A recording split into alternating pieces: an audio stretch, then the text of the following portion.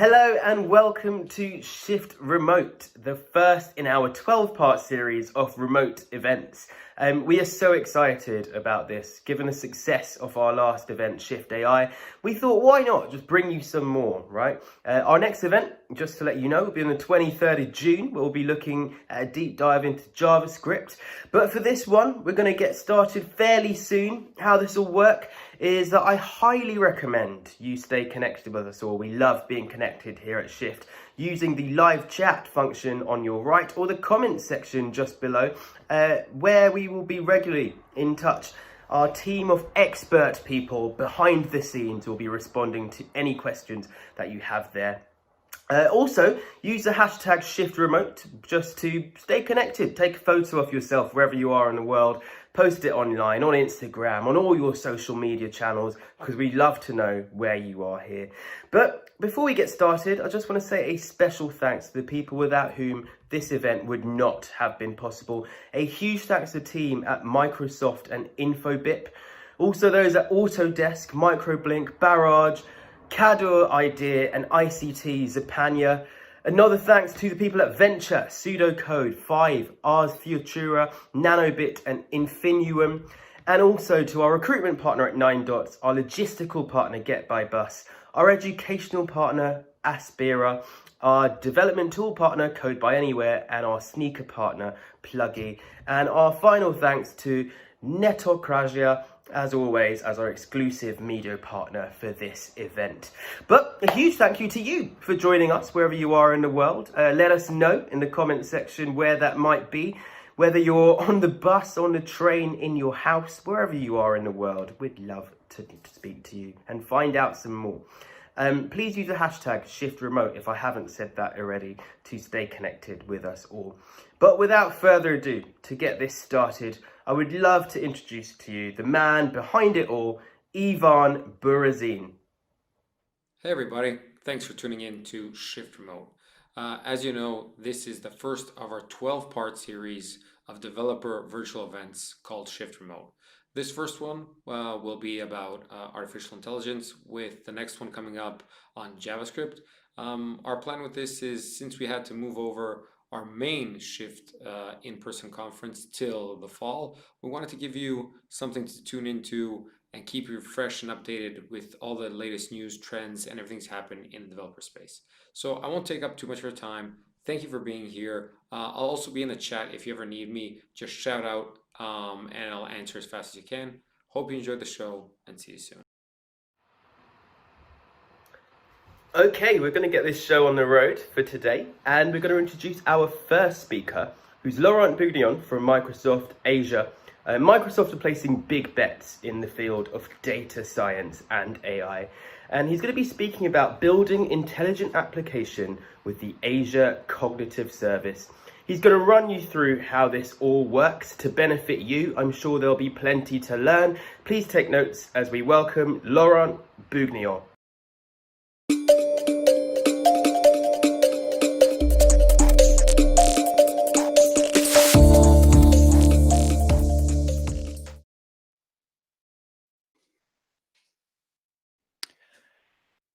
Hello everyone, thank you so much for joining me today. I am Laurent Bougnion. I work for Microsoft as a cloud advocate for Microsoft Azure. And today I would like to talk to you about Azure Cognitive Services. So when you learn machine learning, you may have noticed that it's not very easy, especially for developers. I am a developer and I know that the theory and understanding how machine learning works and training models and all that, this is not super easy. We have diagrams like this. This is a deep neural network. It looks a little bit scary. And then we have some equations also. Maybe you have studied that in school. For me, school was almost 30 years ago. So it was quite a long time ago. So it's a little bit scary. And I would say if we take a line from easy to hard, training a new model from scratch is clearly on the hard side. This is something that data scientists are doing. It's their job. They collect data. They have to clean up the data. This is a huge effort per se. It's a very, very large effort to collect data sets and to clean them up. And then after that, you need some very powerful machines to train your AI model. So this is quite complicated. But thankfully, you also have the possibility as a developer to use a model that somebody else created, trained, and exposed as an API. And somewhere in the middle, you have a sweet spot where you can also take an existing model and maybe you can refine the training. For example, think about a model which does facial recognition, where the model is going to tell you, okay, this is a male, 49 years old, Caucasian, and he's smiling, for example. That can be done without training.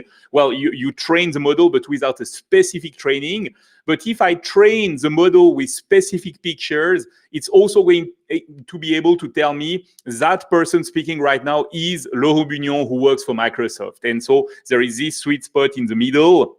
That's quite nice. The Microsoft AI platform is very rich. So we have a lot of services, frameworks, tools to help you train models. We also have machines that you can use, for example, some CPU, FPGA, GPU, so some very powerful machines to help you train those models.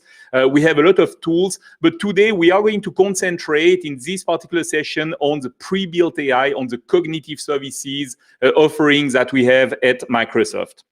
So I would say that cognitive services, if we go back to the scale, are rather on the left side of the scale. Some of them are just pre-trained models that you can use. Some others you can also refine the training. And those are exposed online as a set an API that you can call via REST services. And we also have some SDKs which are wrapping the REST APIs. We have SDK, for example, for .NET, of course, but also for JavaScript, for Java, etc. So it is quite powerful, and you have those services in different categories. We have vision, like facial recognition, custom vision, classification, these kind of things. We have speech, speech to text, text to speech. We also have language recognition, so natural language processing. You also have things called decision, which help you, for example, to make decision when you are in a workflow, but also to create things like bots, chat bots, based on frequently asked questions in your website. And then the bot is able to understand natural language from your users and to answer questions. For example, is your store open right now based on the opening hours, etc. And also intelligent search. Here we have a little bit a more detailed view of the things we have. So as you can see, we have quite a lot of things. Also things like a form recognizer to help you read some PDFs, ink recognizer to help you do some OCR, either on handwritten forms or on typed characters, etc., etc. So quite a lot of things. And the big question that you may ask yourself is, where do I get started? And thankfully, it's quite easy to get started and to understand a little bit how to do things. So let me switch here to a web browser. And inside this web browser, I would like to show you this page. This is our Cognitive Service Hub, if you want. And in here, you have the possibility, if you scroll down, you will see the 5 categories that I mentioned before: decision, language, speech, vision, and web search. Let's go into vision, for example. And inside there, if I click on face, you will see that we have some examples directly in the web browser. So for example, if I go down there, here you see this picture of this lady, and you see some JSON on the right-hand side. This is very simple JSON. Here, let's switch the model to a model which gives me a little bit more information. And here you will see that you have a lot of information. You have things like a rectangle on the face so that you can draw this purple rectangle or magenta rectangle on top of the face. That's something that we see a lot in applications. Then we see some information about her hair. For example, she's not bald. The system here tells me 10% prediction that she's bald. So very, very low probability that she's bald.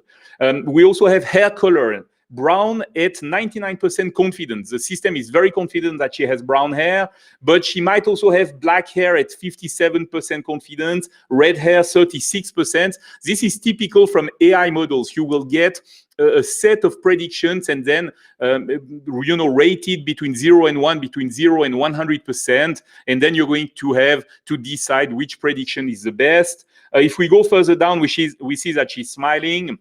the pose of the head with the three angles, pitch, roll, and yaw is also detected. That can help you, for example, if you need to position something on top of this person's face. We can continue to go down.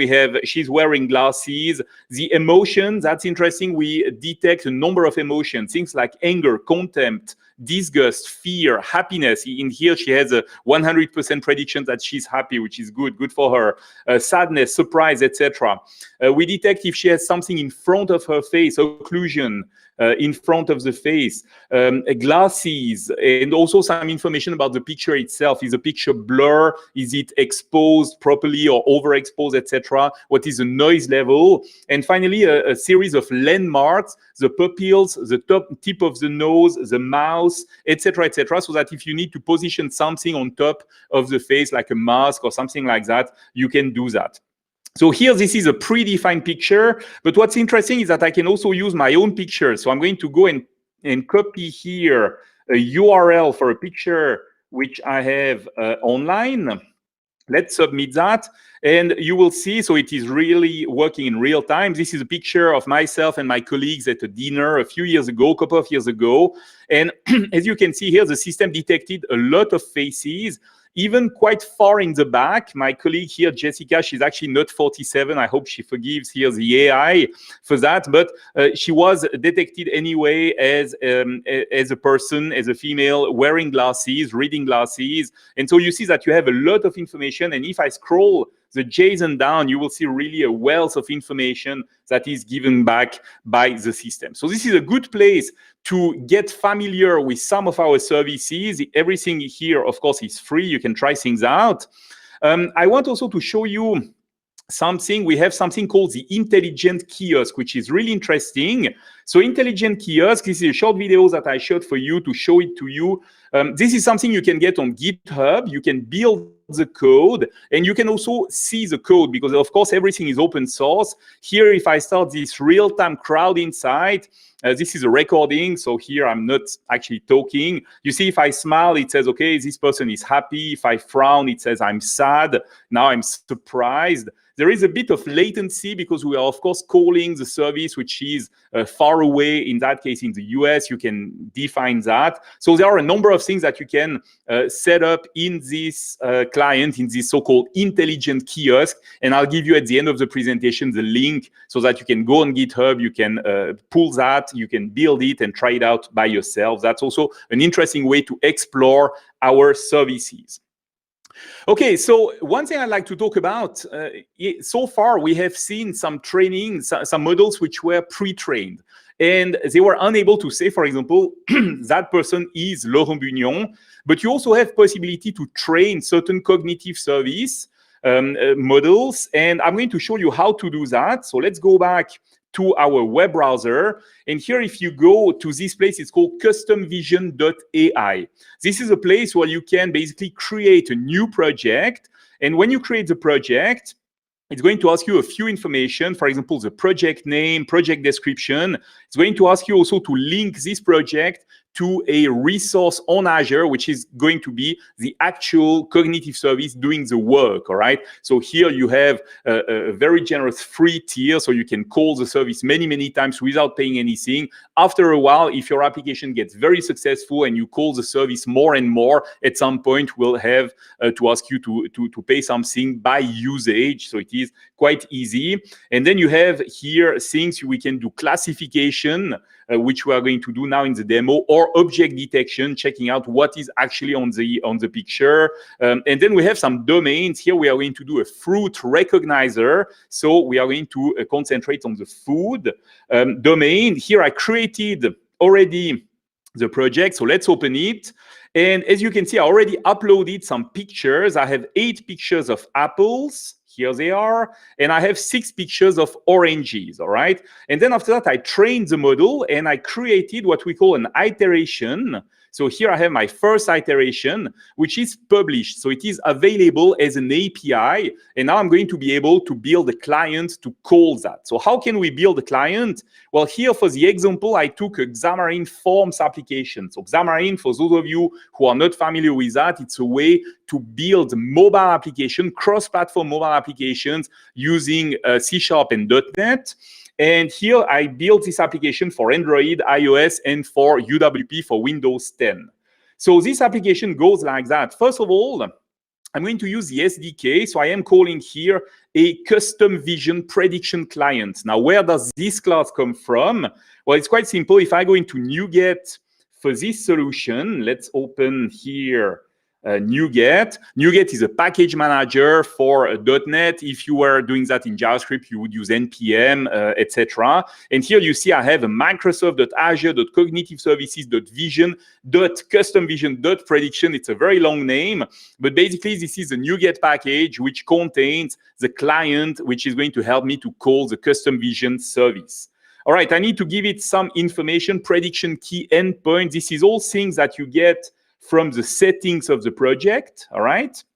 And then after that, we are going to use here a cross-media plugin because you don't take a picture in the same manner on iOS, on Android, and on Windows. So here I'm going to use an abstraction of the picture of the camera, which is here called cross-media. This is a Xamarin plugin that we use.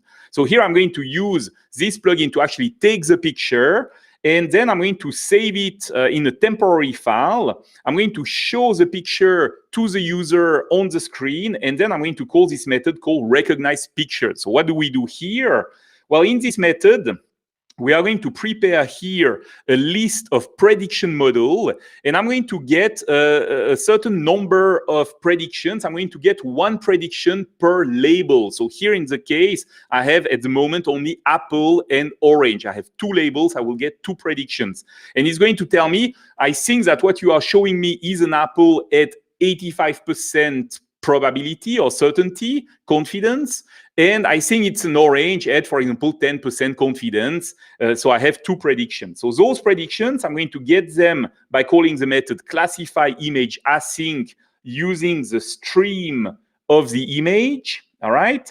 And then after that, I'm going to get this list of predictions that I'm going to sort in ascending order by probability. And if I have one which is larger than 50%, I'm going to say, all right, this is the answer. It is actually an Apple or actually an Orange. If I don't have that, then I'm going to just show all the predictions. So that is the application. Let's try it out.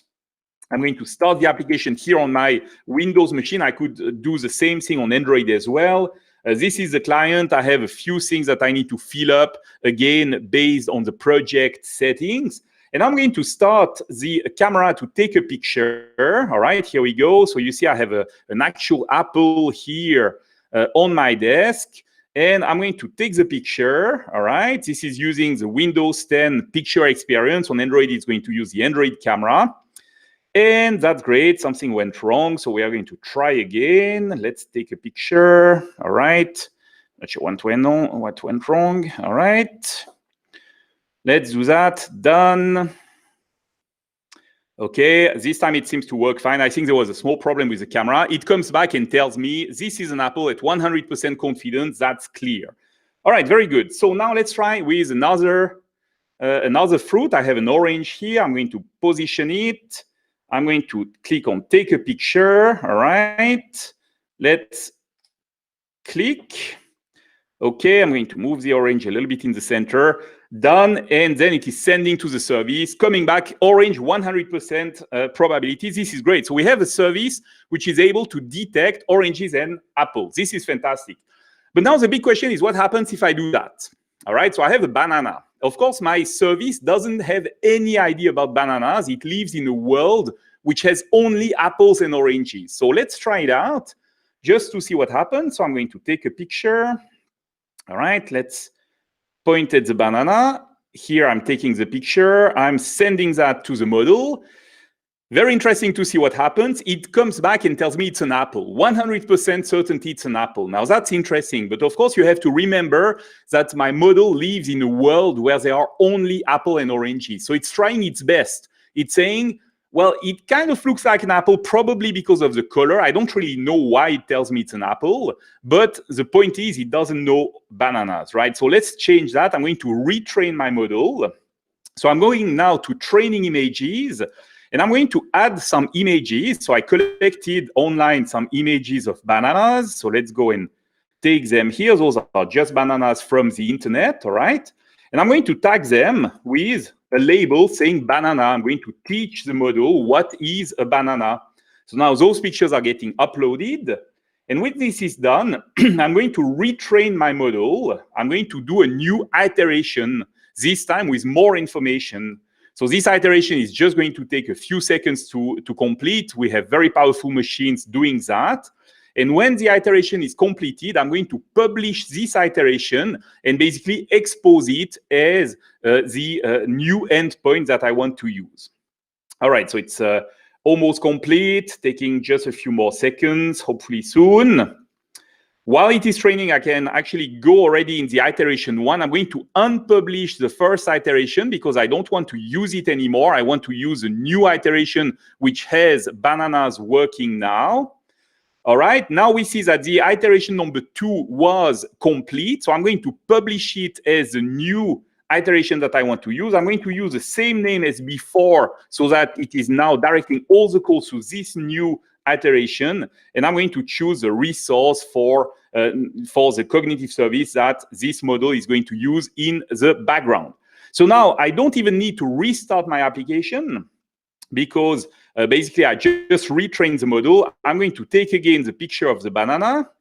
Here we go. Let's go and send that to the application. It is not happy again. I'm not quite sure what happens here with this camera. Let's try again. Done. And it is sending now. And when it comes back, we see that now it is a banana at 99.9%. So basically everybody's happy. My model knows bananas now. So this is cool. So let's go back to the slides because I would like to talk to you about offline models now. Because of course you may notice that there is a big problem here, which is the latency, the time that it takes for sending the picture to the model and getting an answer. And of course, online is very powerful and very interesting because we can update the model without having to create a new version of the application. You don't need to resubmit your application. That's really good. But of course, there is a high latency. And that makes it unsuitable for videos because in a video, you're going to grab a frame, sending to the service, get the answer back a few seconds later. But by then, the video, the scene has moved to another scene. And of course, the information that you get back is obsolete already. So it's not great. Also, another problem with that is that you need to send the images in the cloud. And here for the bananas, it's okay. The bananas are not going to sue me because I send their image in the cloud. But maybe a bank wouldn't like to send their employee picture into the public cloud. No questions if it's Microsoft or our competition, it doesn't matter. But basically, it's not something you want to do. Another problem with that model is that you need an internet connection. So if you run this, for example, on a mobile phone, you go out in the field, in the mountains here in Switzerland, sometimes we don't have connection, and that can be an issue. So this is why sometimes it's important to export the model for local usage. And the good news is that we have ways to do that. So one way is detailed in this article. So if you go there, you have a possibility to get a copy of the, in a container of the models that we use for the facial recognition, for example. And once you have this Docker container, you can run it locally on your machine or in any Docker runtime environment, basically. And then you have basically a local copy of this cognitive service, which is really nice because it allows you to try things out locally without having to connect to any service. And you can also train the model locally by uploading pictures to your local machine and do that. Of course, the problem with that is that those models are very large. As you can imagine, they are gigabytes of data. So you won't be able to run these, for example, on a mobile phone. But the good news is that you also have the possibility to export, for example, the custom vision models that I just showed you to a mobile format. And once you do that, you have a small file. It's a TensorFlow file for Android, a CoreML file for iOS, an ONNX file for Windows, or even a small version of the Docker container and then you can run that, for example, on the Raspberry Pi or something like that. So here again, this is detailed here. All right, I'm almost at the end of the presentation. If you want documentation, samples, quick starts, etc., this is a place where you can go. I'll give you a link to the slides at the end. Also on Microsoft Learn, this is our learning environment. You have the possibility here to have different modules where you can try things out by yourself. Everything is free, so make sure to check it out. Here are additional resources. I promise you a link to the slides. If you go to the address, which is on the right-hand side of the screen, shiftremote20, so gslb.ch/shiftremote20, or if you scan this QR code, you have a page where you have the slides, you have all the examples that I showed you and everything you need to get started. If you're interested to try things out on Azure, you can create a free Azure account as well. If you have additional questions, you can reach me, of course. I believe that we have a little bit of time for questions, so I'm going to go into the chat and see if we have some questions. Do we have some questions, dear organizers? I do not see any questions at the time. All right, so hopefully that means that everything was very clear for everyone. I hope this was useful in any way. If you have additional questions that you think about later at a later time, don't hesitate to reach me out on Twitter. My tweets, my direct messages are open if you want to talk to me. So this is LBUGNION.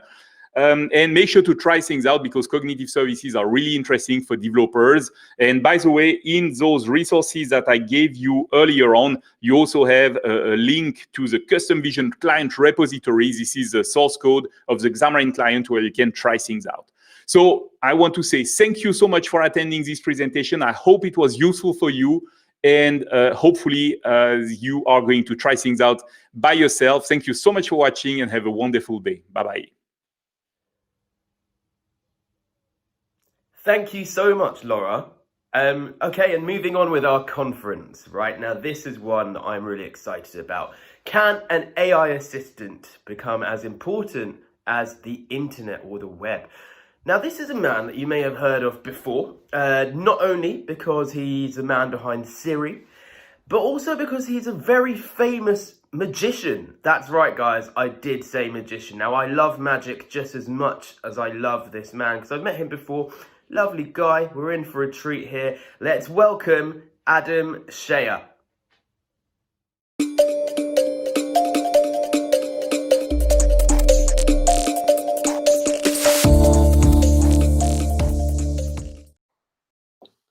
Hello, my name is Adam Chire. I'm VP of Research and Development at Samsung, and I was co-founder of Viv Labs, the startup that Samsung acquired to build their new Bixby mobile assistant. Today, we're going to talk about the AI assistant as the next major opportunity that you as AI developers want to be a part of. And we're going to give you some free tools and the most equitable and open ecosystem available to third-party developers. So with that, let me make my case. So I've been in the industry for a long time, and I've noticed every 10 years, a new user experience paradigm emerges. So let's take a look. Back in the 80s, there was Windows and a mouse. And everyone had to learn how to click and menus and all of that. Just about 10 years later, in the mid-90s, the web began to emerge, and it was all about hyperlinks and back buttons and multimedia documents. About 10 years later, everyone now needed to buy a smartphone and download apps, and it was all about pinch and zoom and back button. And each of these paradigms completely transformed every industry. So every connected user now was using this as a significant part of their life. And every connected business were using these technologies to really transform themselves, not only for their customers externally, but also internally. So now we've been just about 10, 12 years past the date when the first App Store emerged. And so the question is there a new global paradigm that will emerge, and what will it be? And of course, I'm somewhat biased. A long time ago, I was co-founder of Siri. My first voice assistant was actually in the early 90s, before I ever saw a web browser. So my answer to this question is the conversational assistant. I believe if done correctly, the conversational assistant will be as important or more important than the web and mobile. So that's a big statement, but let's see if I can back it up. Now, I know what you're saying. Why do I need a new paradigm? I already have a smartphone. I already have the web. I'm happy. I can do everything I want. Well, so the truth is that each paradigm doesn't replace the other. It adds on to it. And the reason new paradigms emerge is because it takes computing to new contexts. So for instance, when in the 80s, when you had a PC, all of your computing had to happen using programs that ran on that machine. And the web lets you access content and services from machines around the world, but you were still at your desk. When mobile emerged, now you didn't have to sit at your desk typing. You could be in a park bench or walking down the street with your smartphone bumping into people. Hopefully not. But so it expanded the context and the moments when you could be doing computing. However, believe it or not, there are still moments in life when a web browser and a smartphone are not suitable.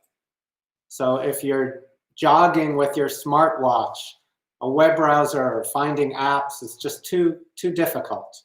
If you're driving in your car, even if you have one of those fancy Teslas with a screen, I hope you're not looking at it.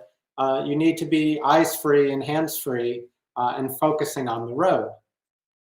If you're in your house cooking or just interacting with your family, if you're watching TV, there are many, many contexts where a smartphone and a web browser just don't fit.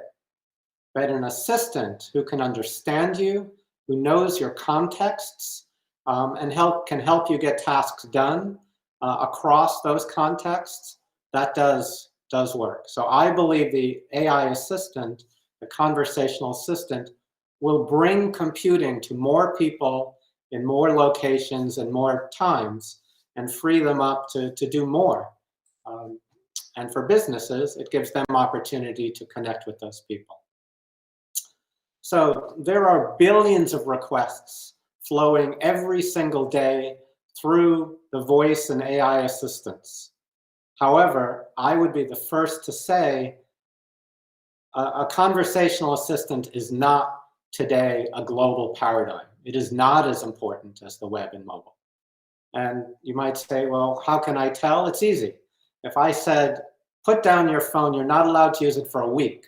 Oh, and you're not allowed to use a web browser either. You'd be like, I can't function. I can't live my life. I can't do my work. I can't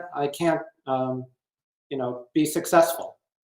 But if I said, for 1 week, you're not allowed to use any of your favorite assistants, Bixby, Siri, Google Assistant, Alexa, well, you'd be like, oh, okay, that's a little inconvenient, but it's not essential to your life. And what we need is for the conversational assistant to rise to that level. So why hasn't it happened yet? We've done a lot of thought about this over the last few years, and we've boiled it down into 4 essential ingredients that if these are all met, then we believe that a conversational assistant will emerge as a global paradigm. So the first criteria is, I think, end consumers, they just want one assistant. Well, people say, well, I have, Alexa, that's one assistant, isn't it? And I say, no, it's not. Alexa comes out of the box, or Google Assistant, or most of the assistants on the market, they come out of the box with some hardwired capabilities, like what's the weather, set a timer. But for third parties, which is the long tail, all the services and content you really want to access, you need to say something like assistant, ask some other assistant name to do some command.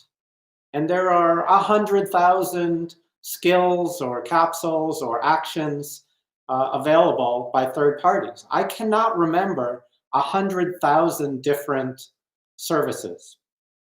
I can only remember, a few. And I thought an assistant was supposed to make my life easier. So for the end consumer, we believe that they want to think about the experience as one assistant that can do things through the brands that the user knows and trusts.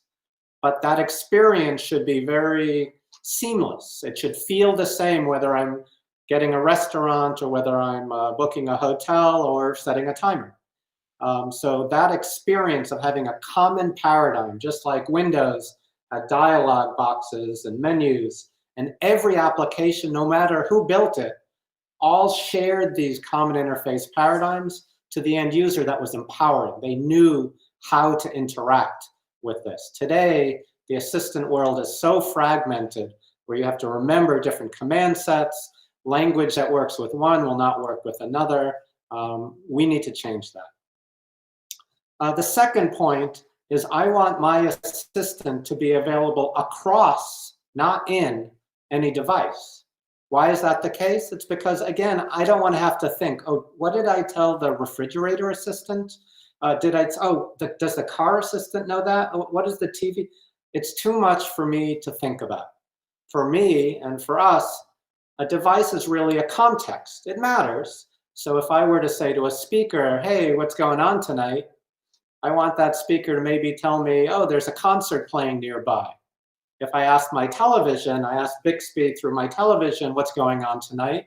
Maybe it should tell me what's going on TV tonight, right? So context matters, but to the end consumer, it should be one assistant. If I tell it something, Bixby, find restaurants near my house, it should say, where do you live? Do you want me to remember that? And if I say yes, I should now be able to use that knowledge across all services and across all devices. I tell it once, it should know it. One assistant across any device. The third criteria is powered by every service. So what do we mean? So to date, whereas the web is quite an open ecosystem, anyone can build a website. And apps, anyone can build an app and have a pretty level playing field, right? About how to get discovered, how to get consumed, right? So even if there's a built-in calendar app on your smartphone, as a third-party developer, you can build a better calendar app and be successful. And there are many companies who are competing with the services that are really kind of built in to the phone, for instance. Well, with the assistant, it is not an equitable marketplace in most cases today.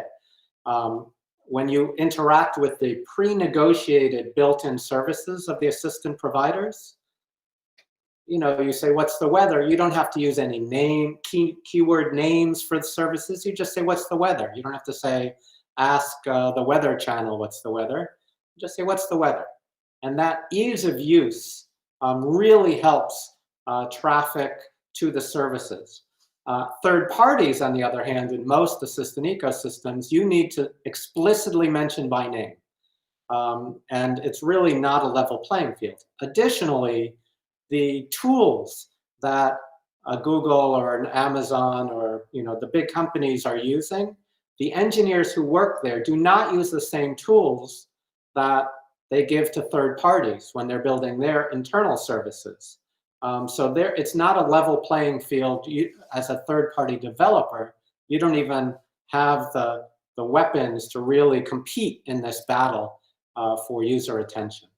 And so we're trying to change that. I'll tell you a little bit how, but one tip is that with the ecosystem that we're creating, we will give you the exact same tools that we use, you can use to build any service, and you will be able to compete on a level playing field, not only with every other third party out there, but with any service that I would build at Samsung, for instance. And finally, personalized just for you. So what should be more personal than a personal assistant?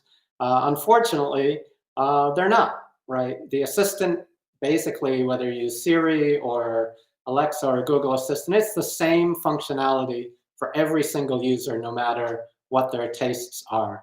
And in my view, an assistant should be something that completely adapts, meaning if I want to use a different weather provider, I should be able to do that because I care about certain types of information that the more general population doesn't. If I have preferred brands, if I have hobbies, if I have skills, if I want to access corporate services, I'm very different than every other person. So I need an assistant that adapts to me, that lets me build the functionality that's available in the assistant, and it should be able to, what I can say and do should be dramatically different from every other single user of that assistant.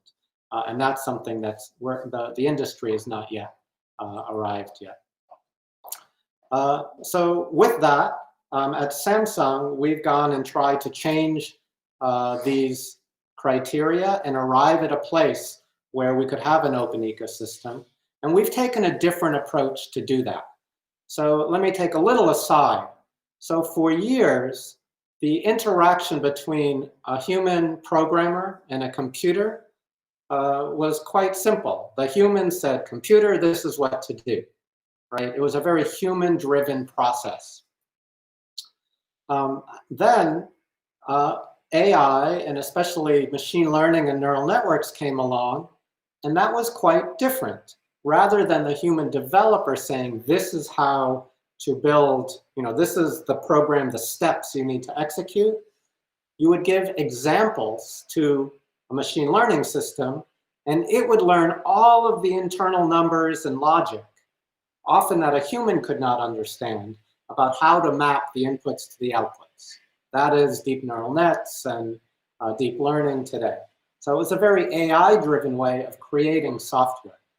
So when we set out to create a completely new way of teaching an assistant, we took a new approach, really combining human and an AI, a human programmer and an AI programmer side by side.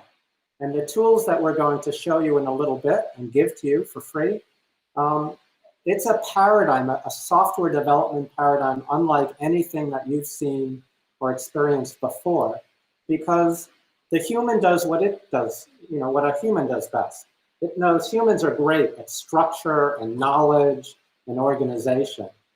But the AI will actually write the code, automating the code for every single use case that a human might say. And that saves a huge amount of time. It saves maintenance. If you don't have to write endless code for every use case, it also helps convenience, security, and it makes the interaction very consistent, giving us that first bullet of one assistant. It feels that it will behave in a very consistent way to the end consumer because because it's been written consistently by an AI every time. So as a human, you get to say what needs to be solved. You get to provide the data and the services. You get to customize the experience, what it looks like, what it feels like, what the flows are like. But the AI does all of the grunt work of hooking up the different data sources and the services and rendering presentation and dialogue, etc. We'll show you that in a little bit. So that's a little bit of the background, the why we're doing what we're doing. We think AI can be as important as the web and mobile. And we've taken, you'll see, a very different development approach. We've put this all into an assistant called Bixby. So Bixby is a conversational assistant. Today it lives on phones. It is on refrigerators. It's on TVs. It's on close to 200 million devices that are in people's homes around the world, and more devices. And it's a beautiful experience. So here's what Bixby looks like on a phone. You just ask something to be done. You press a button or you say, hi, Bixby. And then you say, what are the top events here in Los Angeles tonight? You will then get back a list of results. Now, you can have a long list of 50 or 100 results, but the assistant tries to be personalized. So it will say, well, here's the most popular event, and here are some that are trending, and based on what I've learned about you, here's an event that I think you might like. So the assistant will help highlight different criteria that might be just right for you. And then it's not about just getting information, find me the event. It's about executing complete tasks within the assistant itself. So with Bixby, we've integrated Samsung payment service so that once you give it access to your credit card, it will know it across all services. So you don't have to type it in and enter it every single time. You'll have a secure and convenient way to get things done. And Bixby supports transactions and workflows to do this in a secure and accelerated way. Let me give you just a quick demonstration. If you haven't tried Bixby, I'm going to give a short video of the experience just to see what it looks like. And again, as you go through this, everything that you see, you will be able to build in just a moment. Welcome to the new Bixby. Bixby is an assistant that can help you get things done based upon services. These services are extendable and configurable using a marketplace. Let's look up some information using Bixby. Will it be warmer than 60 degrees near the Golden Gate Bridge the day after tomorrow?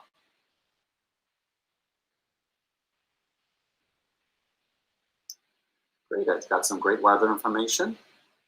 Find me a pasta recipe with shrimp and asparagus for 4 people.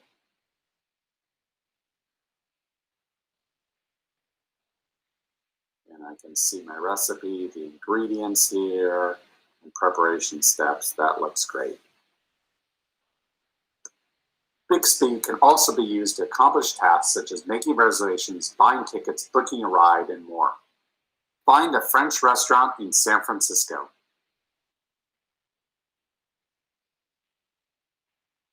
And Bixby has highlighted certain picks based upon what is learned about my preferences. If you want to see more results, you can simply scroll down. You know, instead of French, I feel like Italian. Make a reservation for 2 people at an Italian restaurant instead.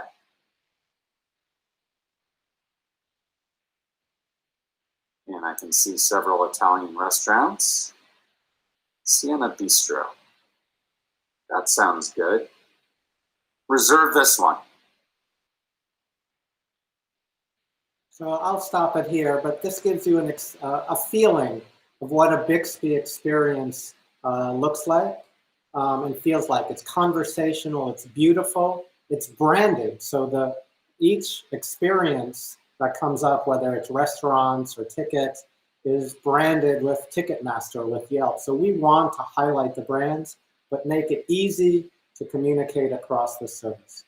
Bixby, as I mentioned, today it's about 200 million devices. Samsung has an install base of 1 billion devices. It's the largest device manufacturer in the world. And Bixby is progressively rolling out to more and more devices over time.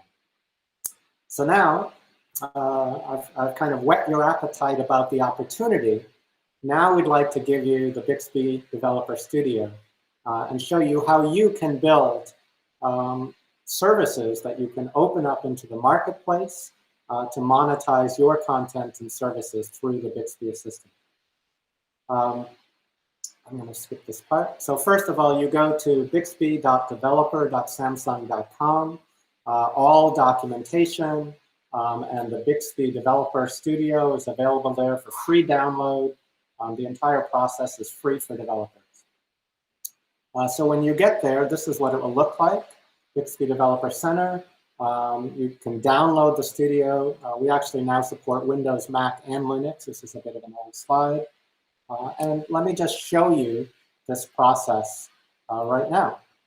So once you've downloaded the Bixby Developer Studio, this is a full-fledged IDE with everything you would expect. There's debuggers, there's testing, graphical testing experiences, semantic checks, etc. And when you begin, you can either create a new capsule from scratch, create a capsule from a template, or open an existing capsule. And we're going to start with templates. There are numbers of templates for different types of things you might create, but I'm going to create a really interesting and complex capsule in just minutes using the import and search template. So what I'm going to do is I've created 3 different CSV files, comma separated value, or spreadsheet. The first is flights, and we can see it here. A flight has a flight code, a carrier, a date, an origin and destination airport, a price, a departure time. So it's a list of flights. This is just a small sample data set. And then there are carriers. So carriers have a carrier code or carrier ID, a name, and a logo, United Airlines, Delta Airlines, etc. And then finally, there are airports. So airports have an airport code called code IATA. They have an airport name, they have a city, and a country. So with this data, and this of course could be any data, you can now import it into the search template. And let me import the first one, so flights. Now it asks me what concept is defined in the CSV. So what is each row? Each row is actually a flight. Now I can add a second CSV file, or as many as I want. So here's my carriers. Carrier, airline carrier. And then the third is airports.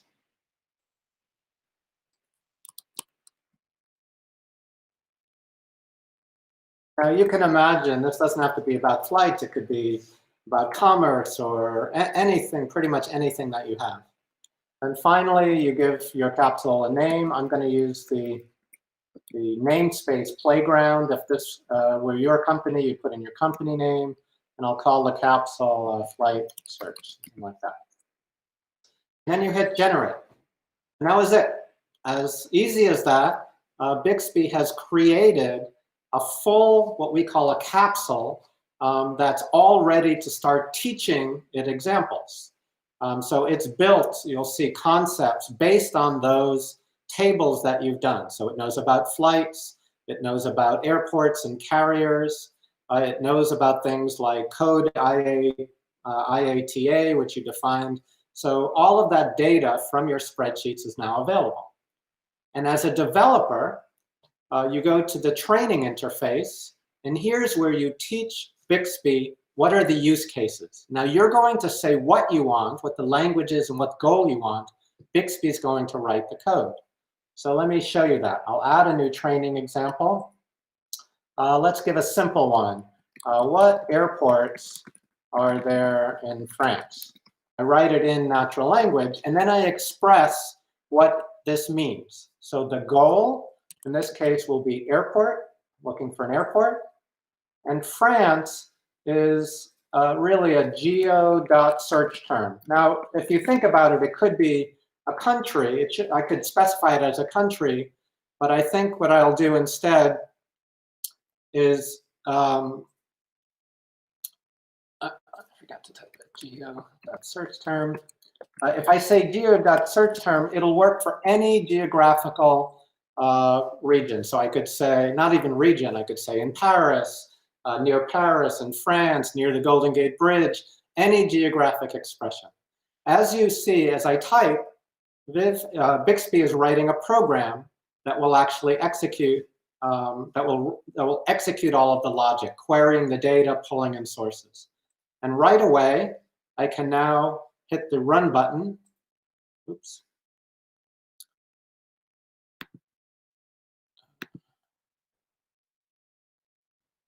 Well, let me just compile it. I'll run the simulator.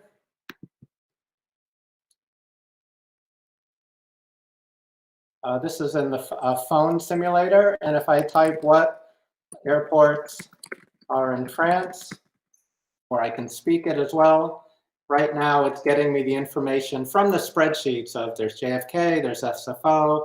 I can also drill in. I'll do one more example, a more complex example. So imagine I wanted to say, find United flights from San Francisco to New York for less than $900. So what am I looking for? I'm looking for a flight object. That was each of the row of one of the tables. I say that United is a carrier name. San Francisco, I'm going to put in again as a geo.search term. It's easy and powerful at the same time. New York's also a geo.search term.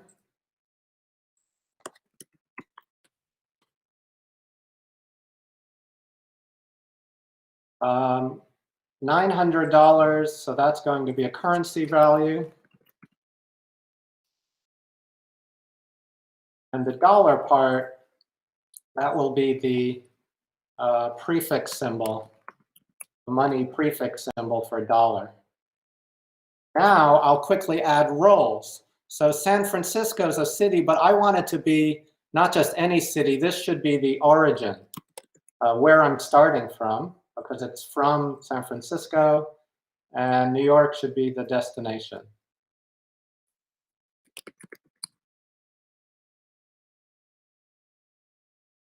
And finally, $900, that's going to actually have a role of max price. So because I had a price column in my spreadsheet, it generated exact price, min price, max price. And you can see a pretty complex program has been written for me. And that's about integrating across all of the different tables. Let me just run it.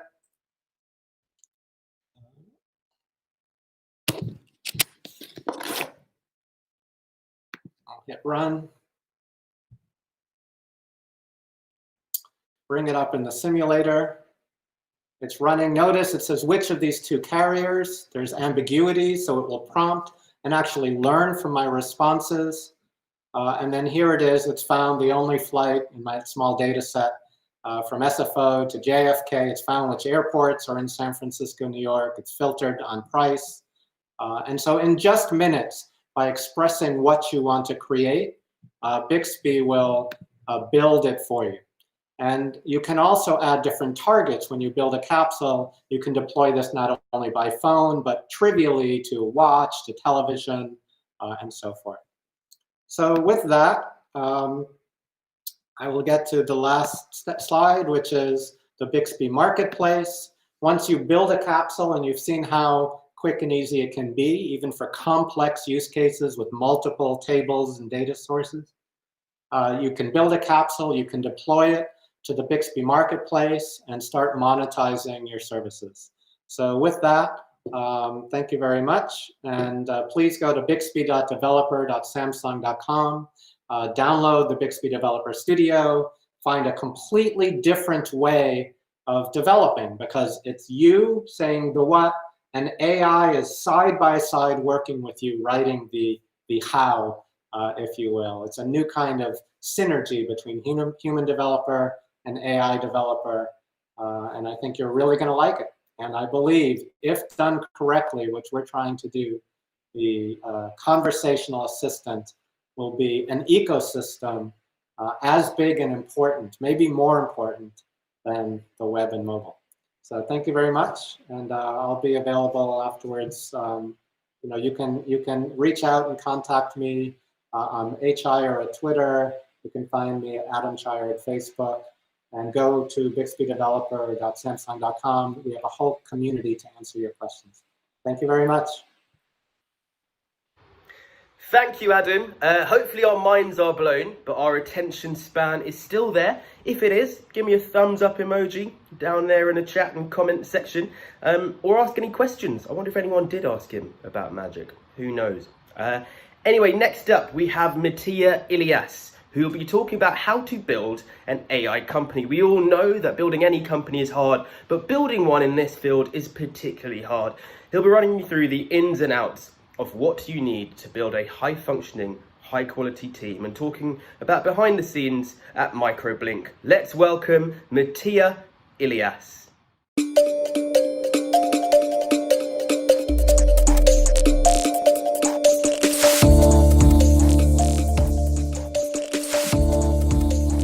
Okay, well, thank you everyone for joining this talk on behind-the-scenes development in an AI company. The goal of this presentation is to show you some new development roles that have become crucial when building a high-performing.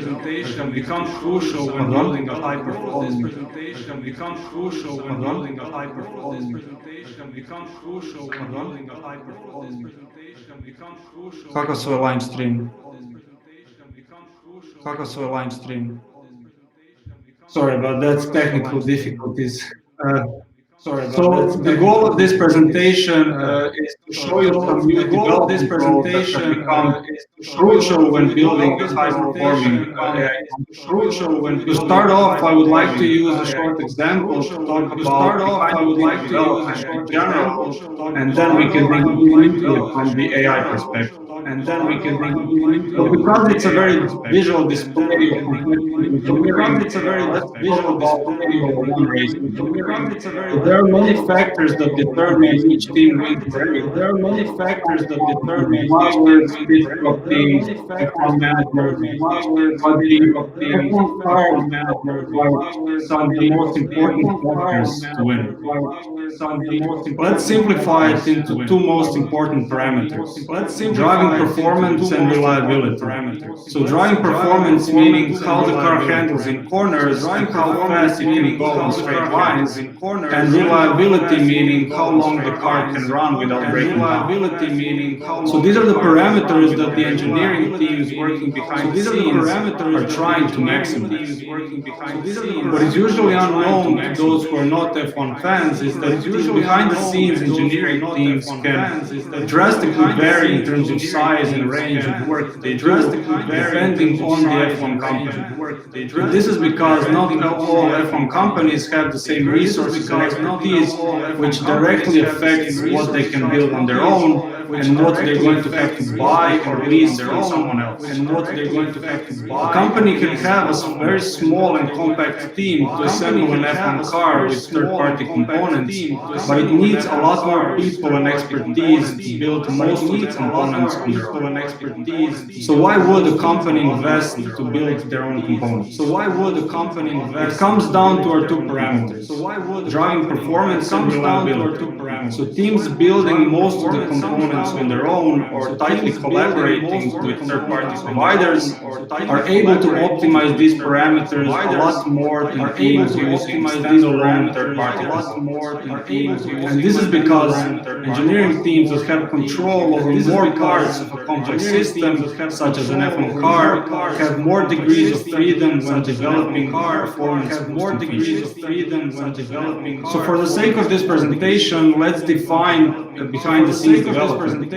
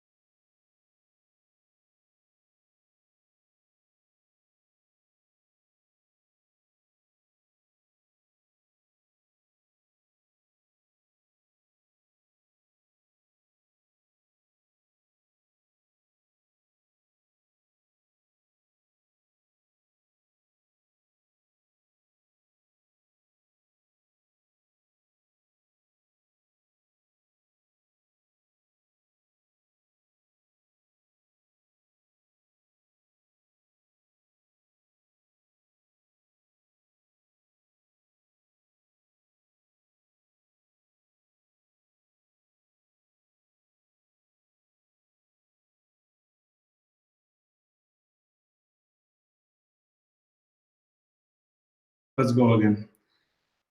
Thank you for joining. The goal of this presentation is to show you some new development tools that have become crucial when building a high-performing. So to start, behind the scenes development in general, and then we can dig into it behind the scenes development in general, and then we can dig into so because it's a very visual display of competitive engineering, let's talk about Formula One racing.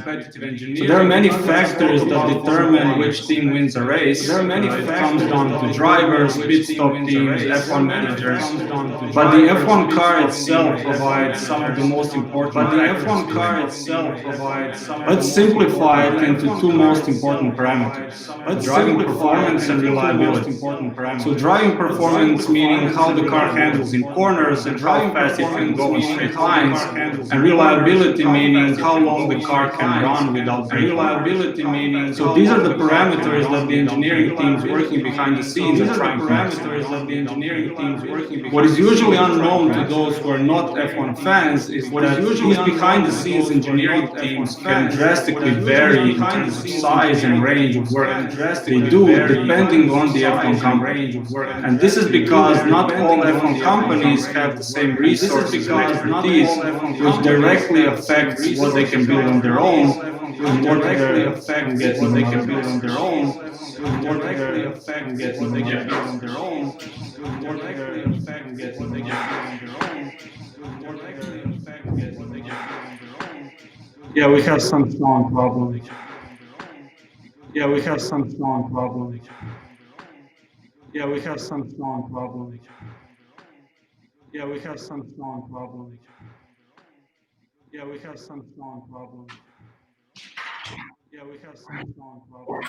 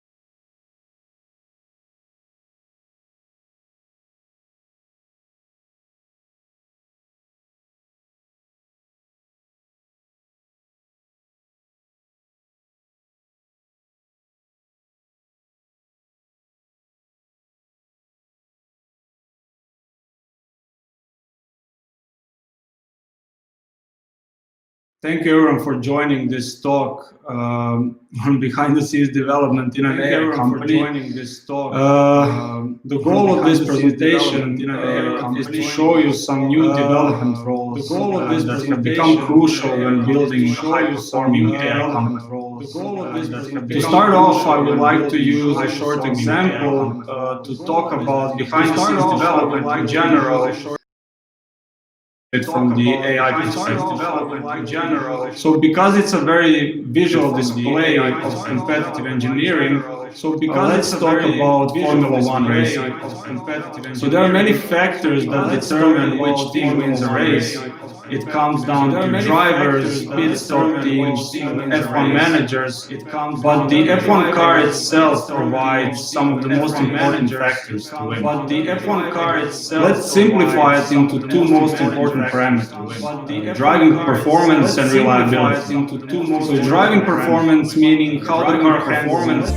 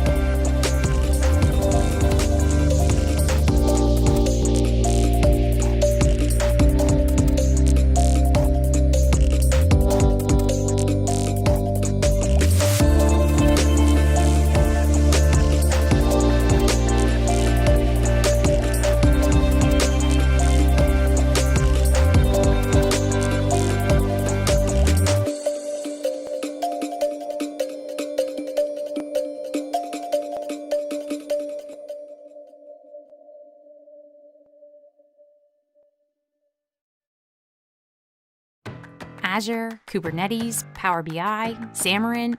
How does a developer, IT admin, analyst, or solution architect keep up with all the latest technologies? Microsoft Learn can keep you one step ahead. First off, Microsoft Learn offers free, interactive, hands-on training and is always available at no cost to you. With more than 1,000+ courses and growing, find a wide variety of topics, including Azure, artificial intelligence, business applications, modern workplace, and Windows development. These modules offer a concise, interactive, and friendly way to pick up new skills as you venture into new career paths or start preparing for Microsoft certifications. You can complete most of them in 15 to 60 minutes. All have been translated into a variety of common languages.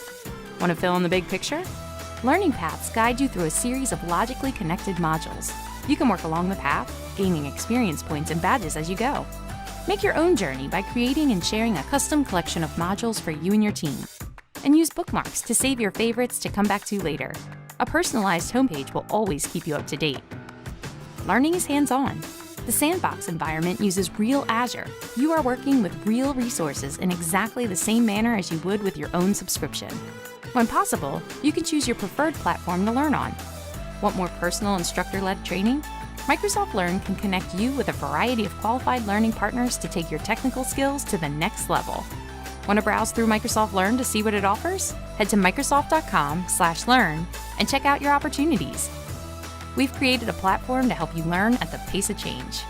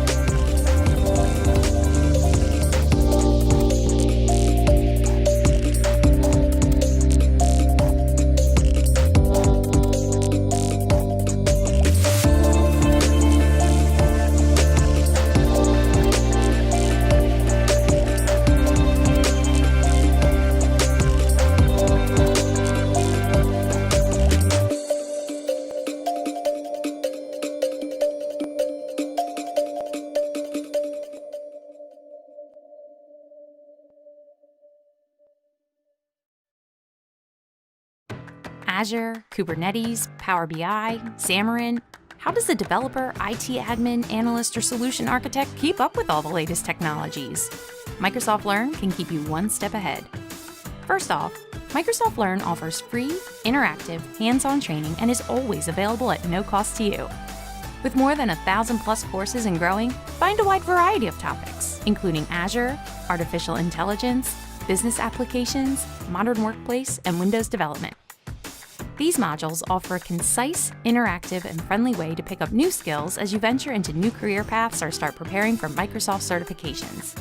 You can complete most of them in 15 to 60 minutes. All have been translated into a variety of common languages. Want to fill in the big picture?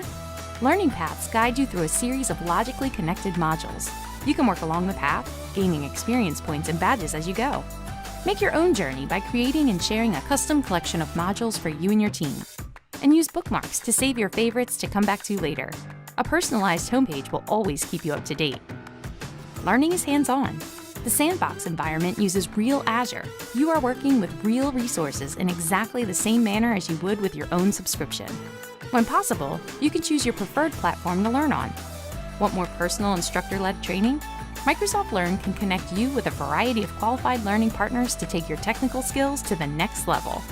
Want to browse through Microsoft Learn to see what it offers? Head to Microsoft.com/learn and check out your opportunities. We've created a platform to help you learn at the pace of change.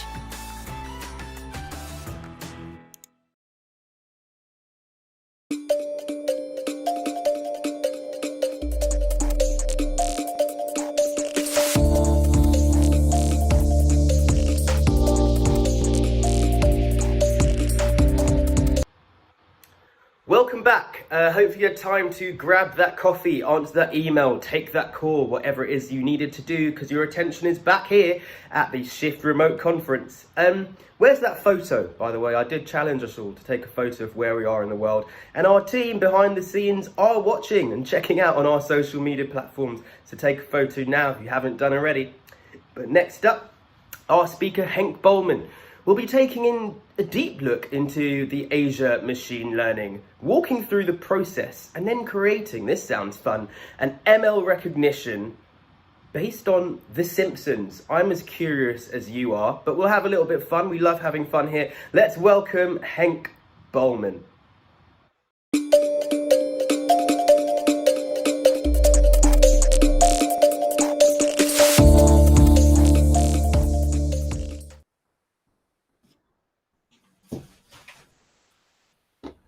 Hi everyone, thank you so much for joining me on this date in this presentation, Building and Deploying PyTorch Models with Azure Machine Learning. My name is Henk Bolman and I'm a cloud advocate at Microsoft.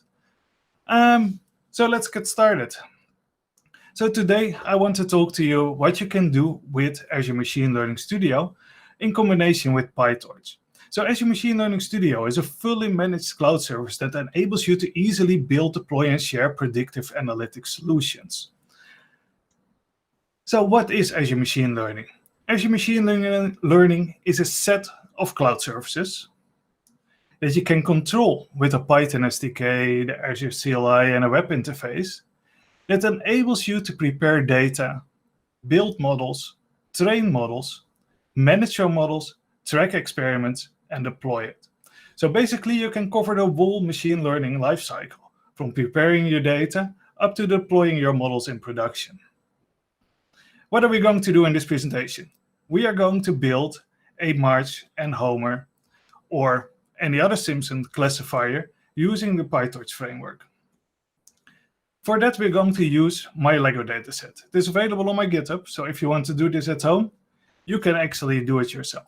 So this dataset consists of 10 Lego figures with each around 50 images, which I'm using 30 for training, 20 for testing. So let's zoom in a little bit on machine learning on Azure. So we already heard today from Laurent, my colleague, what you can do with Microsoft Cognitive Services. But if you want to dive in a little bit deeper and want to train your own models and your own things, you can run any framework on it. We have some productivity services, Azure Machine Learning, which we're going to dive into, and we can use the CPUs and GPUs in the cloud, and we can help, and we can, of course, deploy it for you. So for this example, we're going to use Azure Machine Learning, we're going to use the PyTorch framework, we're going to use some GPU clusters in Azure, and we're going to finally deploy our model in the cloud in an Azure container instance. And this is how it should look. We have a data scientist that is going to prepare the training script, use their own favorite tools, use their own version control, use Azure Machine Learning Service, and will eventually deliver a model in a feature called model management. A developer can pick up that model and build software around it. In this case, we're going to build a small API around it and register it in an Azure Container Registry. And then someone in the operations department can pick up that container and deploy it like every other container. And then finally, every application can use our endpoint. So what do we need to do if we want to get started with Azure Machine Learning Service? We first need to prepare our environment. Second, we need to experiment with our model and our data. And finally, we need to deploy that model into production. So let's dive into step one. Prepare your environment. And we can prepare our environment in multiple ways. We can go to the Azure portal, click, click, click. We can use Visual Studio Code. There is a plugin for Visual Studio Code AI tools, and you can create such an environment from Visual Studio Code. Or we can use the Python SDK from, for instance, in Jupyter Notebook, but also, of course, in any other normal Python script. So we are going to dive in very specifically how we can do this in a Jupyter Notebook using the Python SDK. And from now, I'm just going to show you how you can use the Python SDK. So to create a workspace, we say workspace create. We give the name, we point to the subscription where we want it, and we point to the resource group. And when we have done that and the workspace is created, we can write out a config file. That config file you can check into your Git repository, and everyone else can say workspace from config file. So no need to check in any credentials. When you've created your workspace, it looks like this. So let's zoom into a little bit of the things you get out of the box. So first, there is a place where you can manage your data sets. There is a place where you can track your experiments. So every time you run an experiment, which is called a run, is grouped under the experiments, and you can find all the logging back there. Then there is models. There you can register your created models and version it. And everyone else can actually pull out those models from there and start using them. And then there are endpoints. There are two different types of endpoints. There are real-time endpoints, where you can find your deployed models. And there are pipeline endpoints, because you can also create machine learning pipelines. We're not going to dive into this small presentation today into that, but if you're into creating whole Azure Machine Learning Service pipelines, from data prep to deployment, you can do that. And if you've published your endpoint, you can find it there.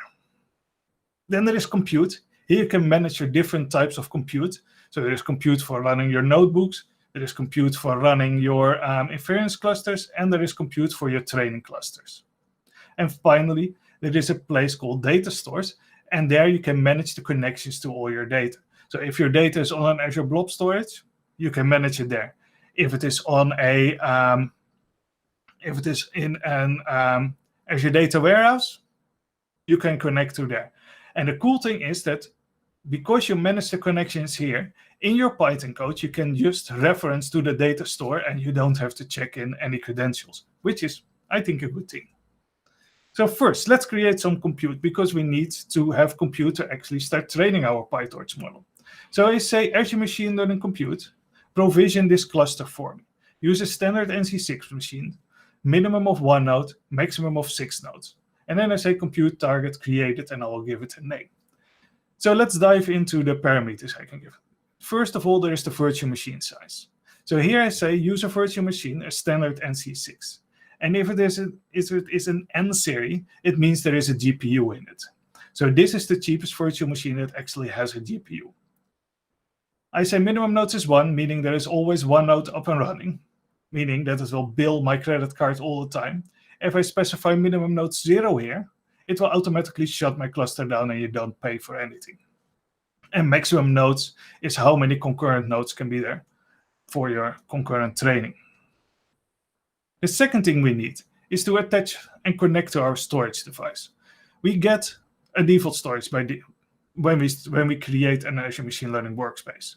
That is a default blob storage, but we can connect to every blob storage, blob container in Azure. We just have to put our data store name, container name, account name, and account key. We register it, and later we can just connect by giving the name. So let's go to a Jupyter Notebook and start building our Simpsons classifier. So here I have a Jupyter Notebook. It is also available in my GitHub. I will share the link later. So first of all, we start with importing a lot of dependencies, because I like to put all my dependencies in the top cell, so the rest of the workbook is compact. So first, we connect to our workspace. Connect to our compute target. My compute target is called Optimus Prime. And then I connect to my default data store. And I already connect to to an experiment called Simpsons PyTorch. So let's run the cell. So now it is trying to connect to Cybertron Optimus Prime, to my workspace Cybertron, to my compute target Optimus Prime, and it should also connect to my data store and to my experiment soon. But in the meanwhile, yes, there it is.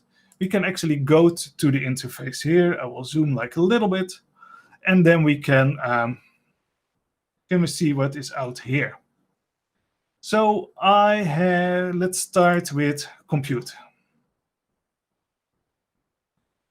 Go to my compute clusters. And here we see I have 2 compute clusters, one Optimus Prime that consists of standard NC6 machines, and I have Bumblebee that has some normal CPU-enabled compute, because sometimes you just don't need a GPU. I have under data stores, I have my default data store. My default data store here that connects to this storage account. If you click on it, you will find where it is and how the authentication works. And here we already have an experiment, and I've already run it 22 times. So we go back to the Jupyter Notebook. So the second thing we need to do is data. So first I will download my data set. I will unzip it, and I will upload it to my data store. I've already done that because nobody wants to see me uploading 500 images of Simpsons. And when I've done that, when it is there on my blob storage, I can create a data set from that. So now my data is actually versioned. I create a data set called Lego Simpsons version 3. And if we go to Azure Machine Learning Studio, we can go to dataset. We see here Lego Simpsons version 3, and we can see what is in it. It's a total of 27 megabytes, 545 files in it. We see that it is stored on our workspace blob store. That's our default data store. And I can create new versions from it. So now my data, step 1, my data is versioned. So we can track back later on which data was used to create this model. We can have a sneak peek in the data set to see what is in. So I will loop through my training data. And here we see we have Bart, and we have Marge and Lisa. So these are the type of images that are actually in there. So now we have our workspace. We have a workspace, we have our compute, and we have our storage. So now it is time for the fun part and start actually training a model. So the first thing we need to do for that is create an experiment. We just give it a name. In this case, it's called Simpsons. We need a training file, and that can be any training file that can train a model. It is just a Python file. And I've taken an example from the PyTorch website, and I will show it to you when we go to the demo, which code is in there. And when we have our training file that will actually deliver us the model, we have to create an estimator. And the estimator is the configuration for the Docker container where your training script will run in. So I say, give me a new TensorFlow, in this case on this slide, but it can also be a PyTorch estimator. I tell it where it can find my training scripts. I can parse parameters to it. I tell it on which compute cluster it has to train and which script it has to execute when the Docker container is up and running in my compute cluster. I can specify also if it has to use the GPU if it needs to take a GPU-enabled base image. So there is no need of installing TensorFlow GPU if you would use TensorFlow. And then I can install some additional packages in it. So for this case, on this slide, I needed scikit-learn, I needed carriers installed, and OpenCV. So basically, you can specify any additional Python packages you want to have installed in your estimator. And then you can specify the framework for TensorFlow, for PyTorch. When you have your estimator, you can submit that estimator to your cluster. It will deploy it, it will start up the Docker container, and it will start training your model and start outputting the logging to your experiment. And if you have a widget installed, then it will show it to you in your Jupyter Notebook. So let's do that. So training the model. So the first thing we're going to look at is at the training script. So this is my training script. This is a very simple, a very basic transfer learning example I got from the PyTorch website. So I just went to the PyTorch website, went to the tutorial, transfer learning for computer vision tutorial, clicked view on GitHub, and copied the script. However, I did a few modifications to make it actually run on Azure Machine Learning Compute, and it were just a few. So the first thing what I did is I added some references, so that I'm able to parse some arguments and that I can connect to the Azure ML core run. Then I add run get context. So now I'm in the context, and I parse my incoming arguments. I will do prepare my data set. I will start looping and doing my training rounds. And in every training round, I've added these 2 lines. I say run log my loss and log my accuracy under this name. So if you start logging integers or floats under the same name, as your machine learning studio will automatically understand that it is like a series of numbers, and it will create automatically graphs for you. I will show it to you later. So I've done that, added some logging, and then finally I save my model in the outputs directory. If you don't save because it runs on your cluster, if your cluster shuts down, everything your script produces is like gone. So you can avoid that by saving everything you want to have saved in the outputs folder. And everything that is in the outputs folder, it will automatically copy back to your experiment. And everything then is versioned and your container will shut down. So now we have our training script. We have to create our PyTorch estimator. So I tell it where it can find my data set. I have an additional parameter, how many training rounds it has to do. I will tell it where my training scripts is. So I tell it first where my data is. I connect to my Simpsons data set as input. So now my data set, it will automatically handle that for me. But now my data set is available as a virtual directory in my Docker container. So I tell it here, say estimator, it's a new PyTorch estimator, tell where it can find my project files, the script parameters, which compute target it has to run on, which script it has to execute when it is started up, and I tell it to install these extra pip packages and use this version of PyTorch. Then I can submit my estimator. And we can actually do that again.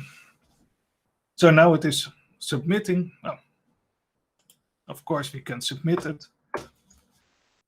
And we have to wait like a few seconds. And with this command, run details, I get the live output of that estimator. So now it is queued. And hopefully soon it will start running. So this is actually running now. And when it is the Docker container deployed, it will start streaming all the output files back to the experiment and from the experiment to this widget. So here we will see it is processing now my data set. It is mounting the data set in a virtual directory or /temp. And then it will start training soon when it has processed the data set. Would be cool if you can see it. The complete training takes like 2 minutes, but it will be cool to see the first graph appearing. Yes. So it is now done the first round. So it is not a series yet. Now it is done the second training round. And now it has noticed that, hey, I see multiple floats under the same name. Let's start drawing graphs for you. So this is a very small data set, so my accuracy really bumps up. So let's wait until it is finished and go back to the presentation. So let me explain what actually happens when we hit the submit button. So first of all, it snapshotted my folder and sent it to the experiment with all my training scripts. It created a Docker image. So this time it reused my Docker image because it was already created. But the first time you submit it, it will actually create this Docker image and you have to add like 10-15 minutes more. And then later on it will start reusing your container. Then it deployed this Docker container to our compute target. It mounted my data stores and my data sets, and then it launched my training script. And then it started streaming the output of the estimator to the experiment. And because I have a widget up and running, I got the log files also in my Azure notebook. And when it is done, it is copying over all the outputs to the experiment. So when this is all done, we have a model that is in the outputs folder of the run. So the next thing we need to do is to register that model. So we say run, register model, give it a name, and tell it where it can find the model. So let's do that. So here it is finalizing. So now perfectly timed. So it is finalizing. Training loss here, the graphs are there. You can connect also to previous runs. So the next thing we want to do is register the model that this training run has produced. So it's a model run, give it a name, tell it where it can find it, which framework is being used, because that is nice for a reference. We can add some description. We can actually add here, what was it, shift remote. So we run it. It is now registered on the model on the version 17. So let's see if we can find it back under models. And here we can see it, and we see that it is tagged with conference shift remote. So now we can click on that model. It is loading. We can see which run has generated the model, and we can see the artifacts of the model. So it is the model and the labels. Click on the labels, never click on the model. So here we see the labels.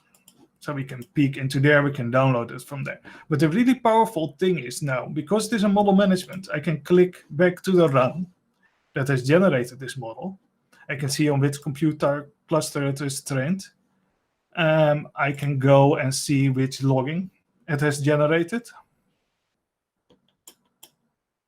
So here we see the log file that we also saw in our Jupyter notebook. You can see the outputs. And here we can see the snapshot from the training script it made. So everything is nicely versioned and traceable. And we can see which input data set it is used. So I can click on the input data set, and then I will get back to this data set and can see which training data was used. So that is, I think, pretty cool, but I think you'll wonder now, is the model actually doing something? So let's download this model. It is downloading it now from our model management. And I've written a small script that will look through a directory with test images and will show the prediction for it.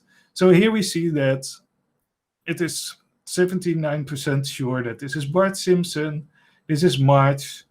It didn't do so well on Lisa, but it was only 15 training rounds. And here's Krusty, Homer. So it is doing pretty well for this small amount of data, I think. So here we are, and now we can start, of course, tweaking our training script to improve the accuracy of our model. So the next thing we want is actually to start deploying this model into production. So for that, we need to have the model, a scoring script, and an environment file. Together, we will wrap it up in a Docker image. A scoring file looks like this. We have an init function that will load in the model, and we have a run function that will do the actual predictions against the model for every request. We have an environment file that will specify what needs to be installed in the Docker container. We combine that in an inference config, and then we can deploy it using Azure Machine Learning Service, actually using this Python SDK. And deploying to ACI is as easy as specifying how many CPU cores you want and how many gigabytes. And then we say model deploy, we point to the model, we give the name, and we use the inference config we have just created. So let's do that. Create our scoring script. Here we see that we load in the model, and here we will do predictions against our model. We will write that. We say install these pip packages, combine this in an inference config, and then we'll deploy it to an ACI. So I've already deployed this. It takes like 10 minutes for a compute instance to be created and then the model to be deployed. or the container to be deployed. So we're not going to do that. We're going to use a previous version from me, model version 15. So here we deploy our model to the ACI. We point to the model, give it a name, our inference config, and our deployment config. And then we can ask, hey, give us the scoring URI. So I can click on that, and then it says URL, meaning it needs an input parameter, URL. We can do the same for an Azure Kubernetes service. So if you're up for that, you can also do that. And then we can start testing our API.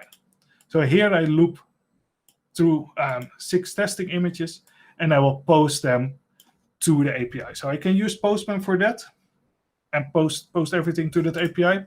But there is also a nice helper function, ACI service.run, and you can dump some JSON to it. So let's do that. Now to run, it loops, it posts, and it will create an output image for us. So here we see model 15 was a little bit better than the model we just created. Here it is actually capable of recognizing Lisa, March, Ned, Bart. So the last thing I want to show you now is that if we go to models, to model version 15, I can go to endpoints, and I can see that this model is deployed in this endpoint. So from model management, I can trace back to which data is being used when this model was created, and I can see where the model is actually deployed in test, dev, or production. So if you want to do this yourself and take some time to look at the code and analyze it, you can go to my GitHub. And then I want to thank you for your attention. And if there are any questions, I'm happy to answer them.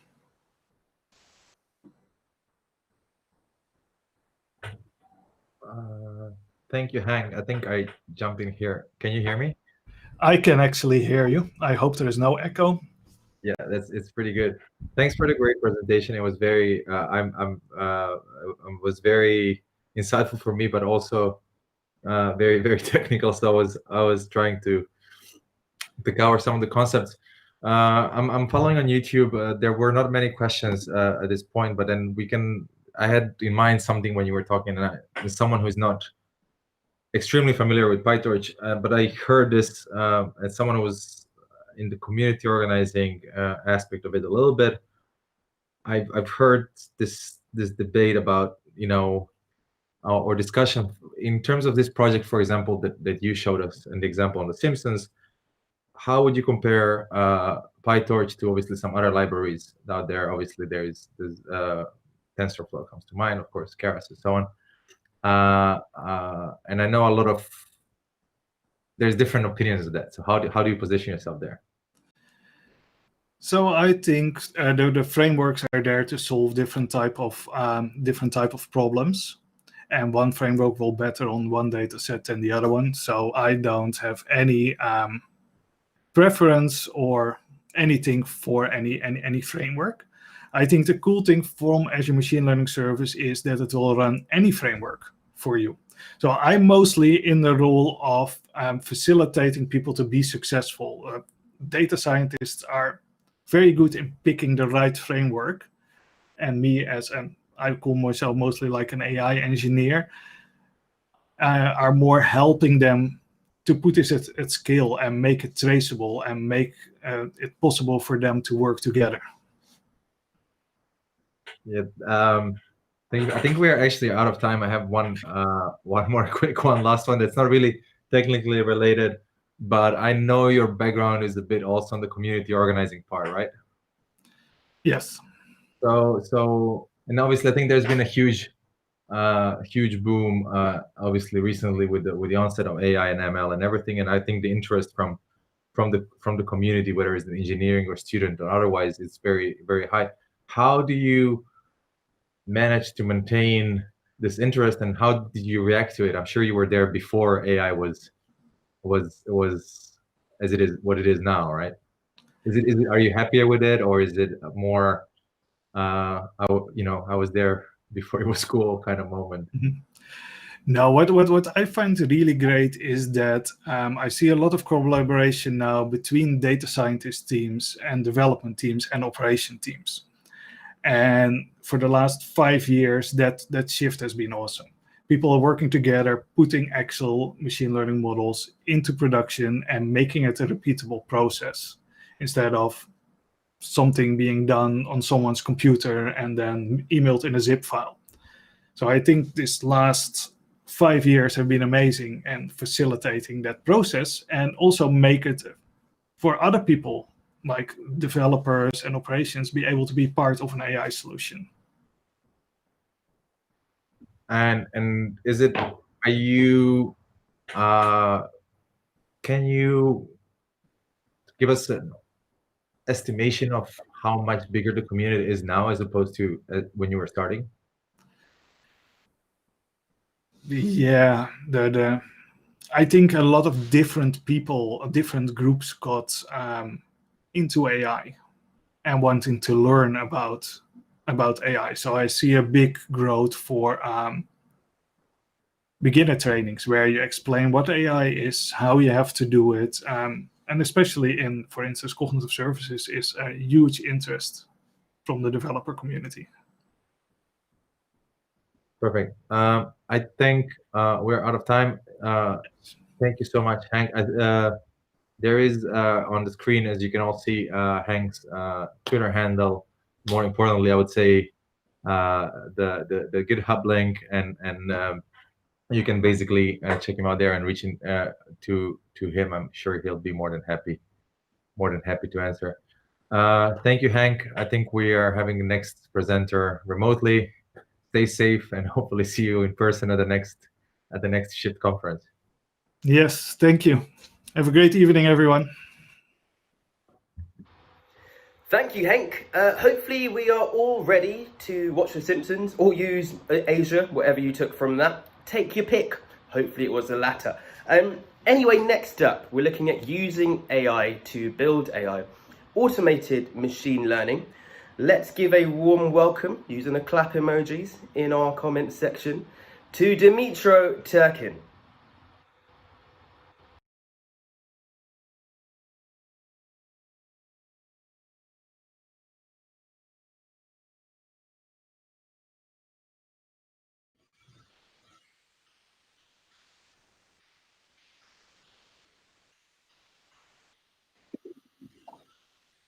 Hello, everyone. My name is Dmitry Turchin, and I'm representing artificial intelligence product marketing for Microsoft in Central and Eastern Europe. And today, jointly, we will try within 20 minutes to get intuition about what is automated machine learning, how it can be used, and also demonstrate in practice how to use automated machine learning in Microsoft Azure with your own experience. So let me begin with what it is about. And the first thing is, you do some machine learning projects. Of course, you run through all those stages from preparing your data, experiment with your data, deploy that to some production system, and then operationalize your models to monitor, retrain, and adjust with the new data. And this whole cycle is actually distributed very differently. So in some projects, you might spend a lot of time in really preparing your data.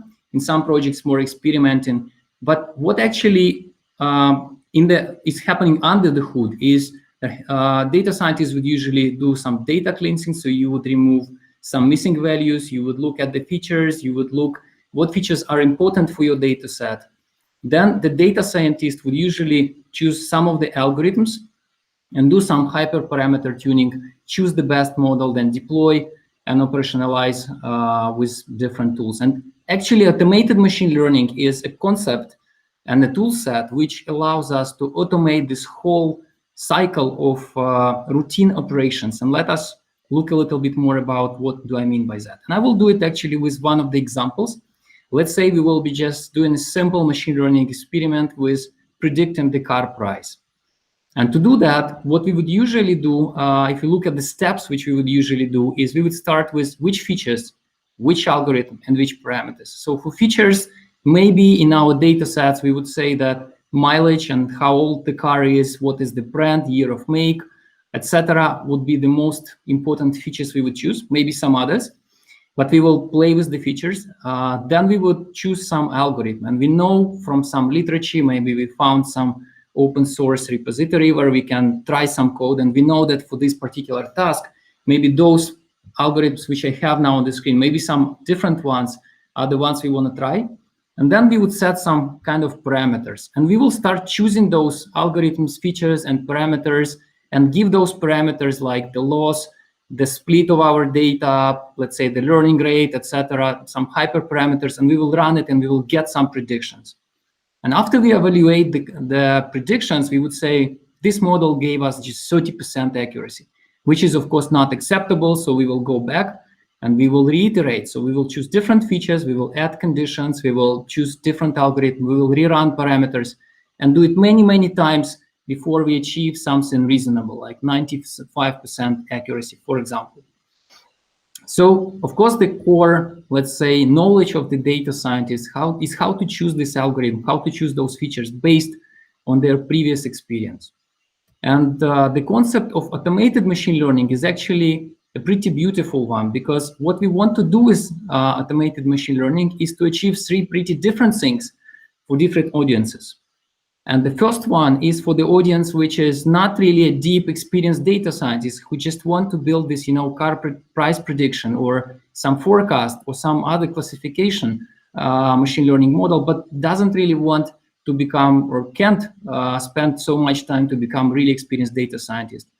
And this is for this democratization of AI for that audience is one of the directions.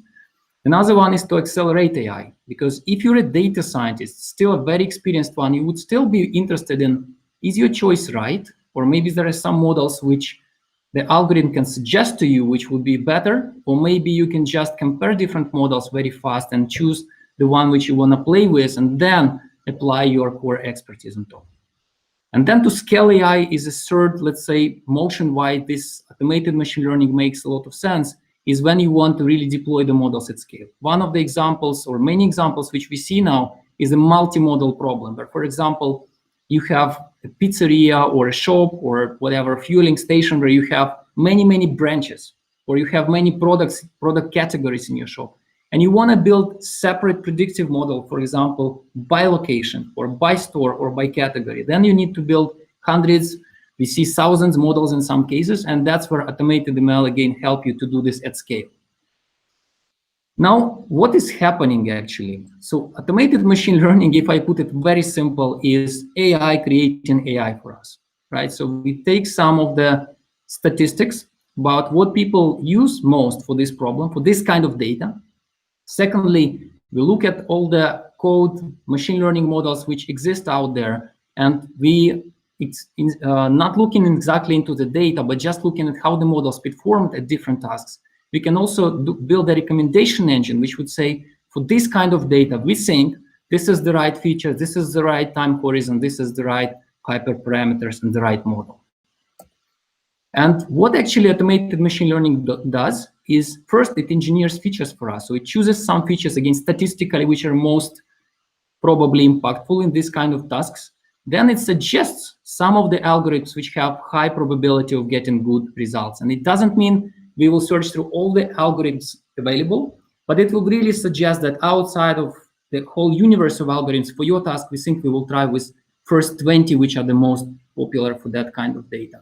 And for the hyperparameters, again, it will recommend, based on the previous machine learning experiments across the world, what is the best probably recommended hyperparameter setting for your data. And then it will recommend some models, and we will look at how it works. It will be much more clear later in this presentation, but it recommends a set of models which you can play with further.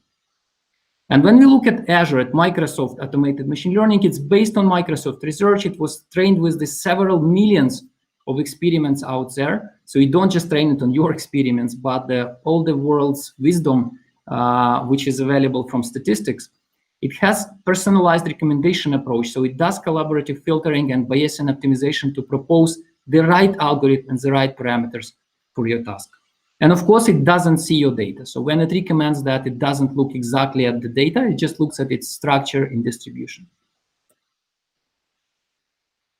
Now, And I'm moving pretty fast because I really want to go into real demonstration of how this thing works. But there are different steps in what automated machine learning does. And first, it creates some data cleansing, data processing pipeline. When again we remove the data which has some missing values, we average somehow.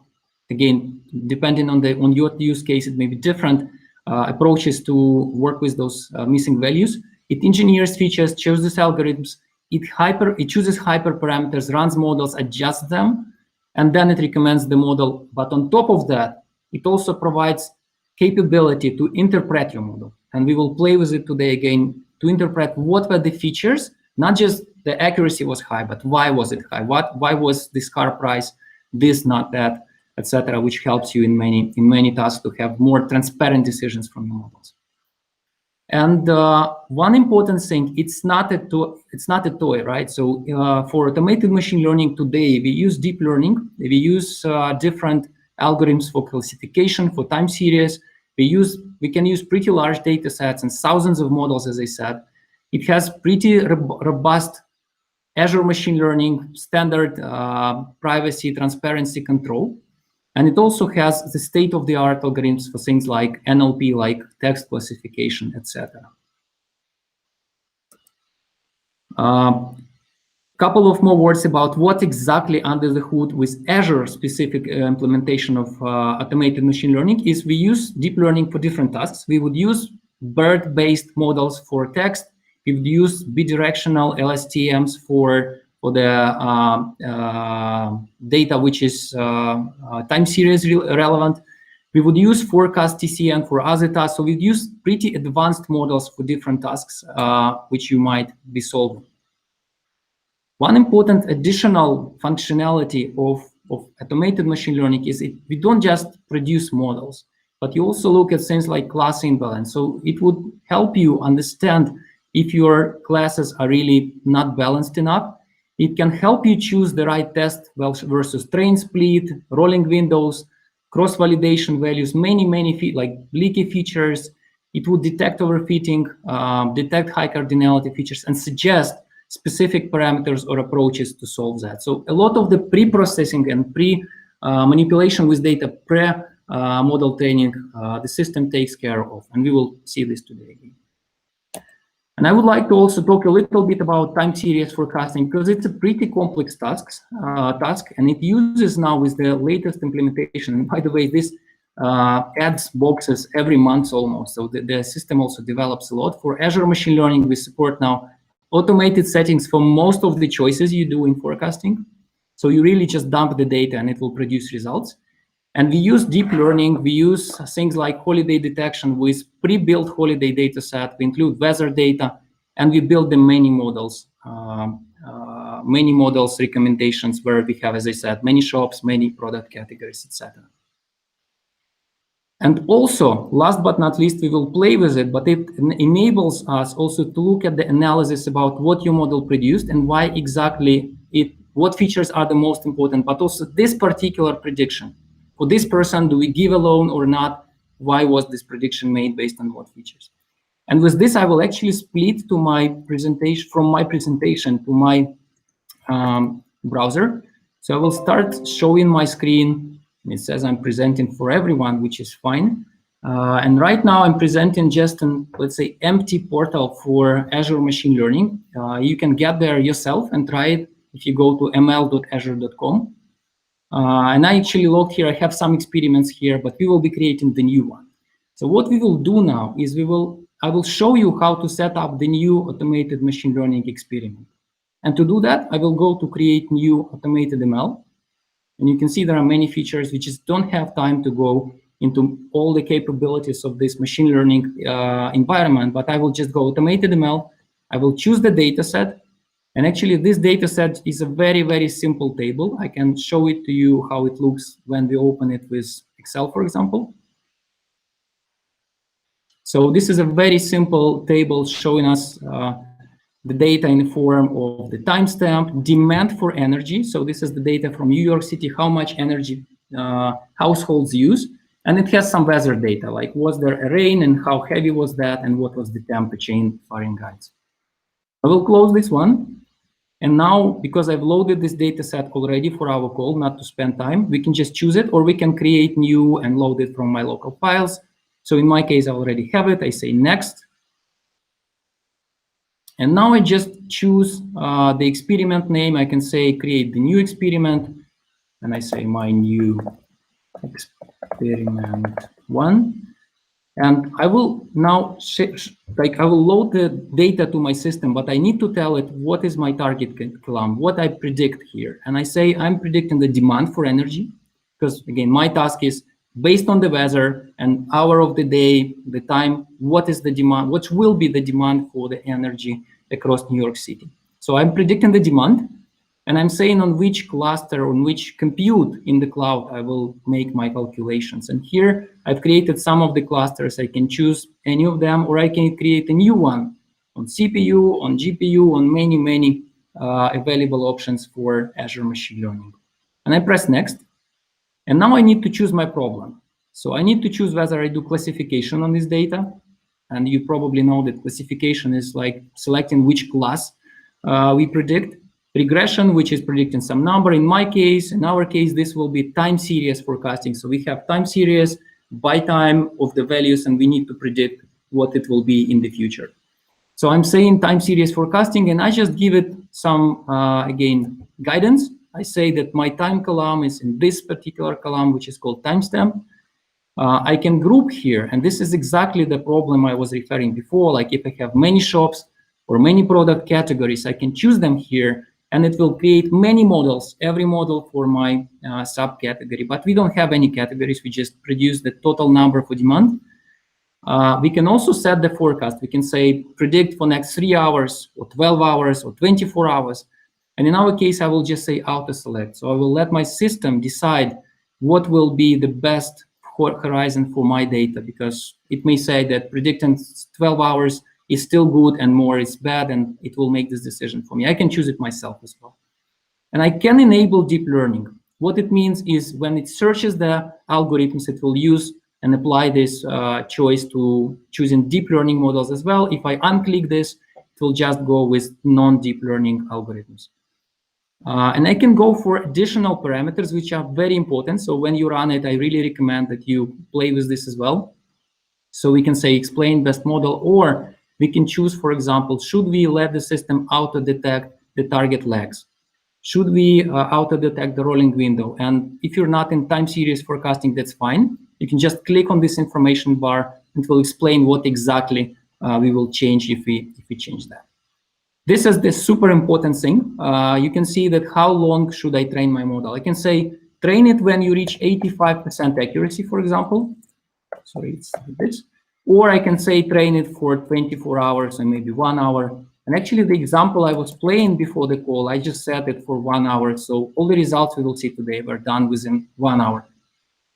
And I can say like how many virtual machines can run in parallel, how many processes can actually run in parallel on virtual machines, etc. And now when I press finish, the system will start to do this whole magic. So AI will start creating this machine learning task for me. I will not do this because it will take the whole hour. So in my case, I will show you the result of this exercise because I've run it before. And here, if I go to automated machine learning, I can see my previous runs.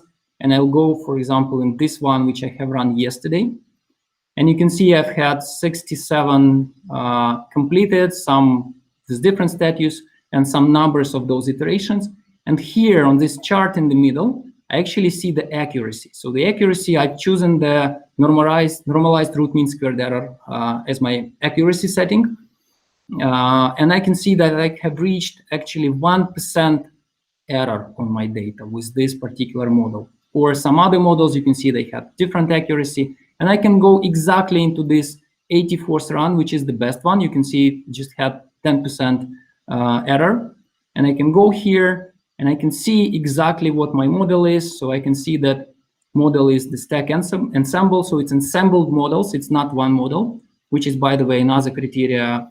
When you build it, should you use a simple model or should you use like a ensemble which gets many models together for your prediction. Maybe it gets better accuracy, but it's also more complex. So now with this particular experiment, if it's done, I can actually go there and play and choose my best model and really just go into particular model, as I just shown you, and I can download it. If I press download, you can see it downloaded the files. It's a zip archive in which I will have my model in pickle format, I will have my conda environment, and I will have my YAML file for description. So everything as a package, which you can then reopen and fine-tune and work with it. Or with one click, you can go on and deploy that on Azure Kubernetes service or on Azure container instances. So this is a pretty straightforward task. This is pretty much it, what I could show you with the 5 minutes demo. But if you repeat the same approach, if you open your trial Azure subscription, which you have, and you play with it, you can see exactly the same, reproduce exactly the same experiment within 5 minutes. One thing which I wanted to show you within the time which we still probably have is the explainability. I promised you we can explain the models, and let me show you how it looks, because I think it's super cool. So I can run, I choose my model, I can run explain my model, and I will see explanations. So I have run it before, because it will take also some time to analyze the data. And here, what it gives me different parameters to analyze. And let me see, for example, go and click this global importance thing.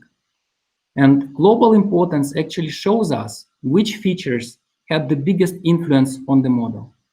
And what's interesting here, first of all, we can see that automated machine learning created many, many features for us. So remember, we just had the temperature, and we had, and my browser doesn't show it properly here, but we just had the temperature and precipitation and demand, three data sets, three data items or columns. And now it created many, many features, like it's split it by hour, by work day, or is it, what day of the week is it, what year is it, what is the part of the day, is it AM, PM, etc. Many, many features. And it can show you here that the feature which is temperature is the #1 feature to impact our data, and hour of the day is the second one. So the most, if you really make predictions, if you properly analyze temperature and hour of the day, you're more or less okay. If you add the week of the day, then most of the data you need for prediction is already there. So you probably don't need to analyze too much precipitation or whatever else was in the data. Then I can go into more like data exploration mode and dig even deeper. For example, I can say, okay, I know that temperature plays a great role, but how great is that? And I can go here and choose temperature versus my prediction, for example, or I can compare correlation with other features here as well. But let's compare it to feature, and I can see immediately that temperature was, here the scale is in Fahrenheit, but anyway, I can see that the higher is the temperature, the higher is the demand. I can see that the lower, like in the middle, it's pretty much average, but then again, the negative values start to impact a lot. And what's important here also is I can also go to specific point and say, okay, this prediction is interesting. It's the highest demand, for example, right? So I can click on it, and I will immediately see below exactly for this particular prediction, what was the most important feature. So for this particular highest demand, it's because the temperature was just extremely high.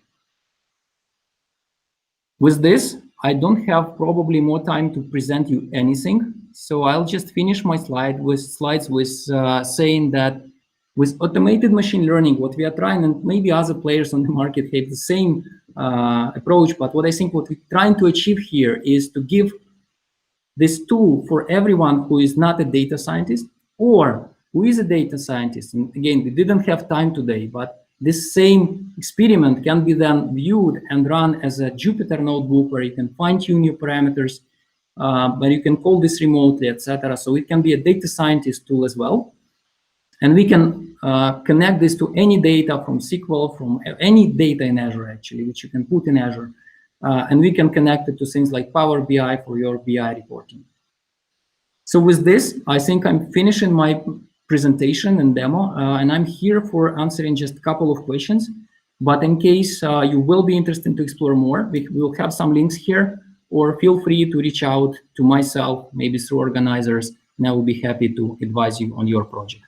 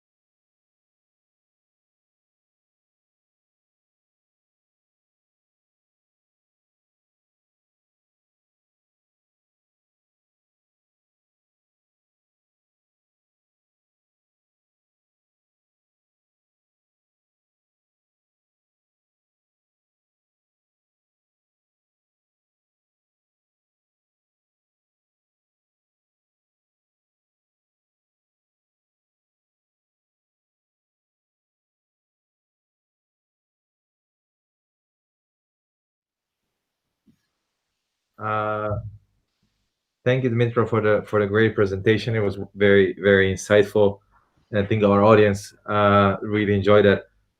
I have a question, which you basically answered at the end of this presentation, is whether basically automated machine learning and is exclusively made for data scientists, or have you seen other people joining it? From what angle, perhaps?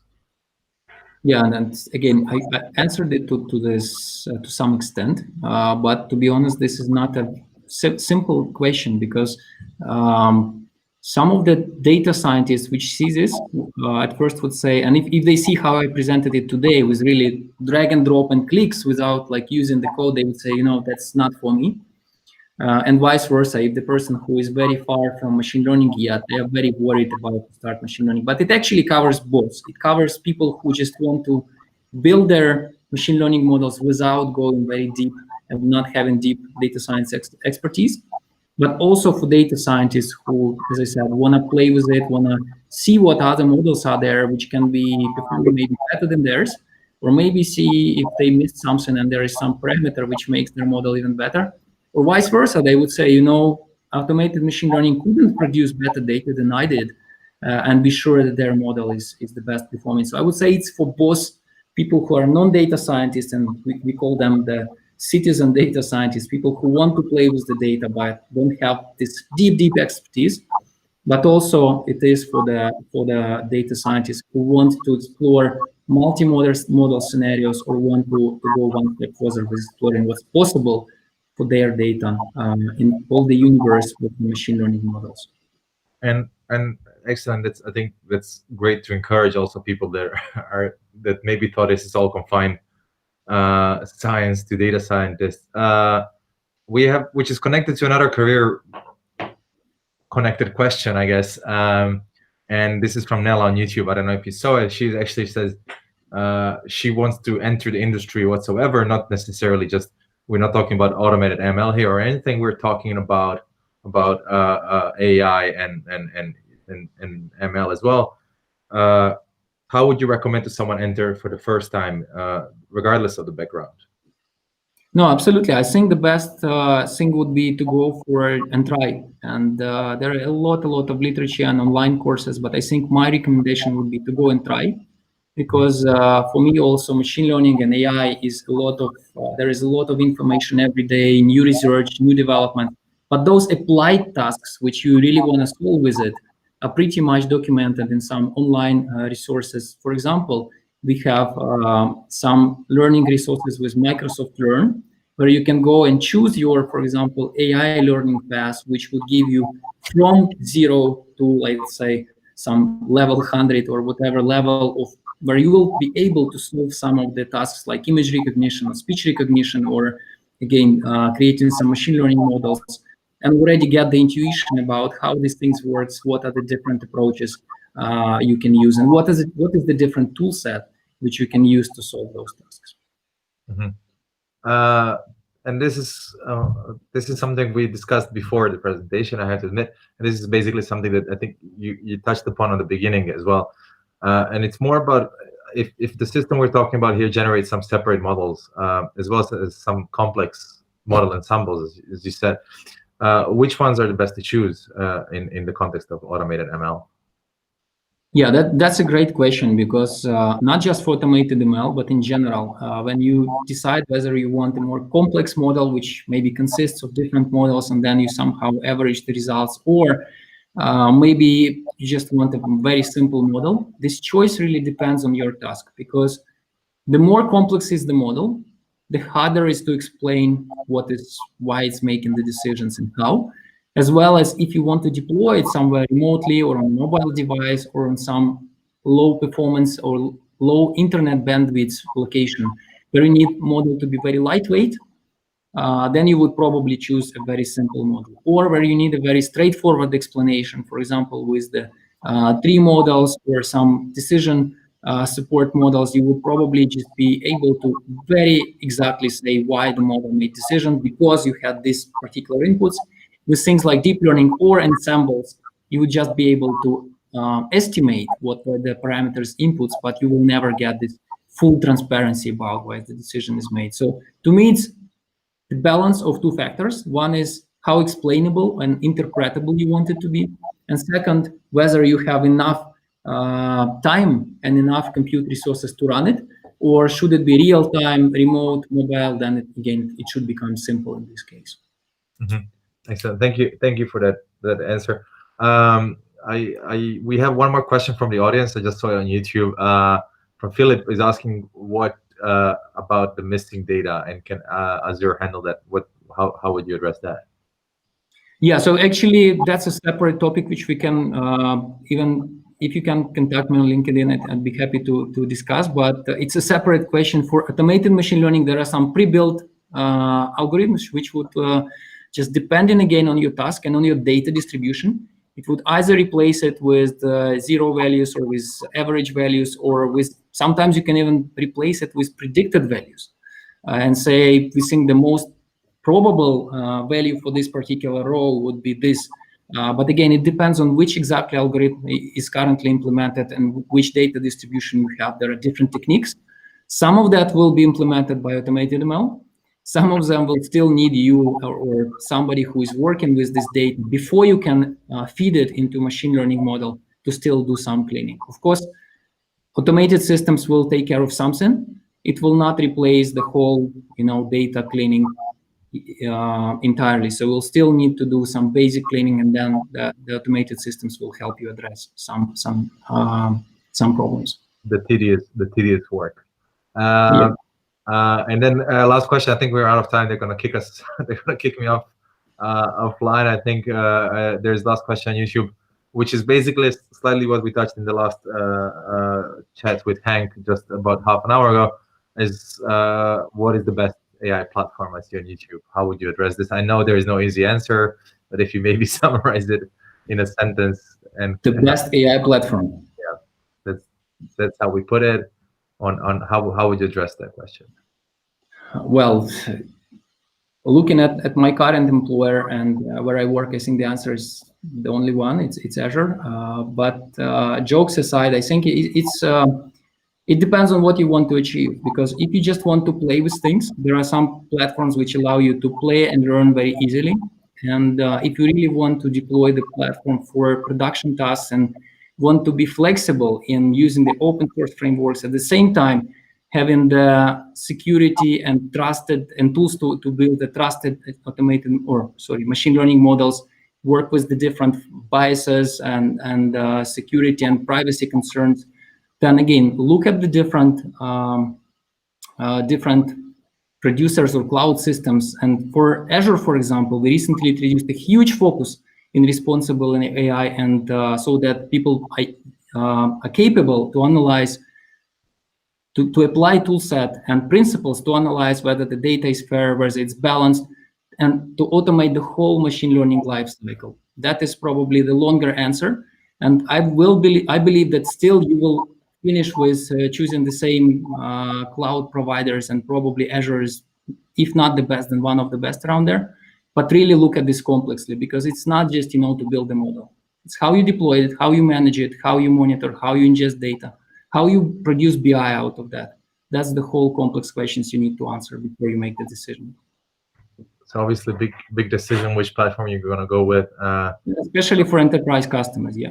It's like, I mean, in finance, there is this know your KYC, know your customer. I would say add here KYP, know your platform, and choose the best one from the beginning. And obviously, it's not an easy task, but something that has to be addressed. I think we're out of time for real this time. I'm sorry for going a little bit over time. It was a great presentation. Thank you, Dmitro. I'm sure people can reach out to you, as you said, through LinkedIn and other social media, maybe Twitter or so. And so I'm sure if they have additional questions, they can contact you there directly. Thank you so much for this evening, wherever you are. It's evening where I am. Thanks, everyone.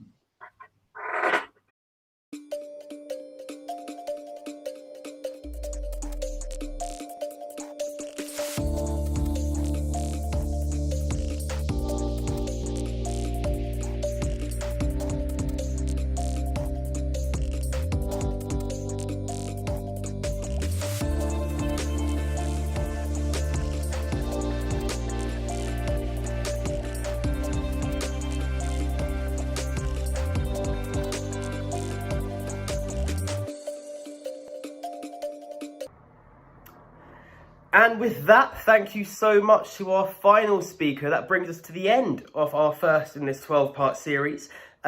Remember, our next event where we take a deep dive into JavaScript will be on June the 23rd. You can always find out more on all of our social media channels. Let us know what you thought of this event using the hashtag ShiftRemote, or just type something in the comments and our team will pick that up for you.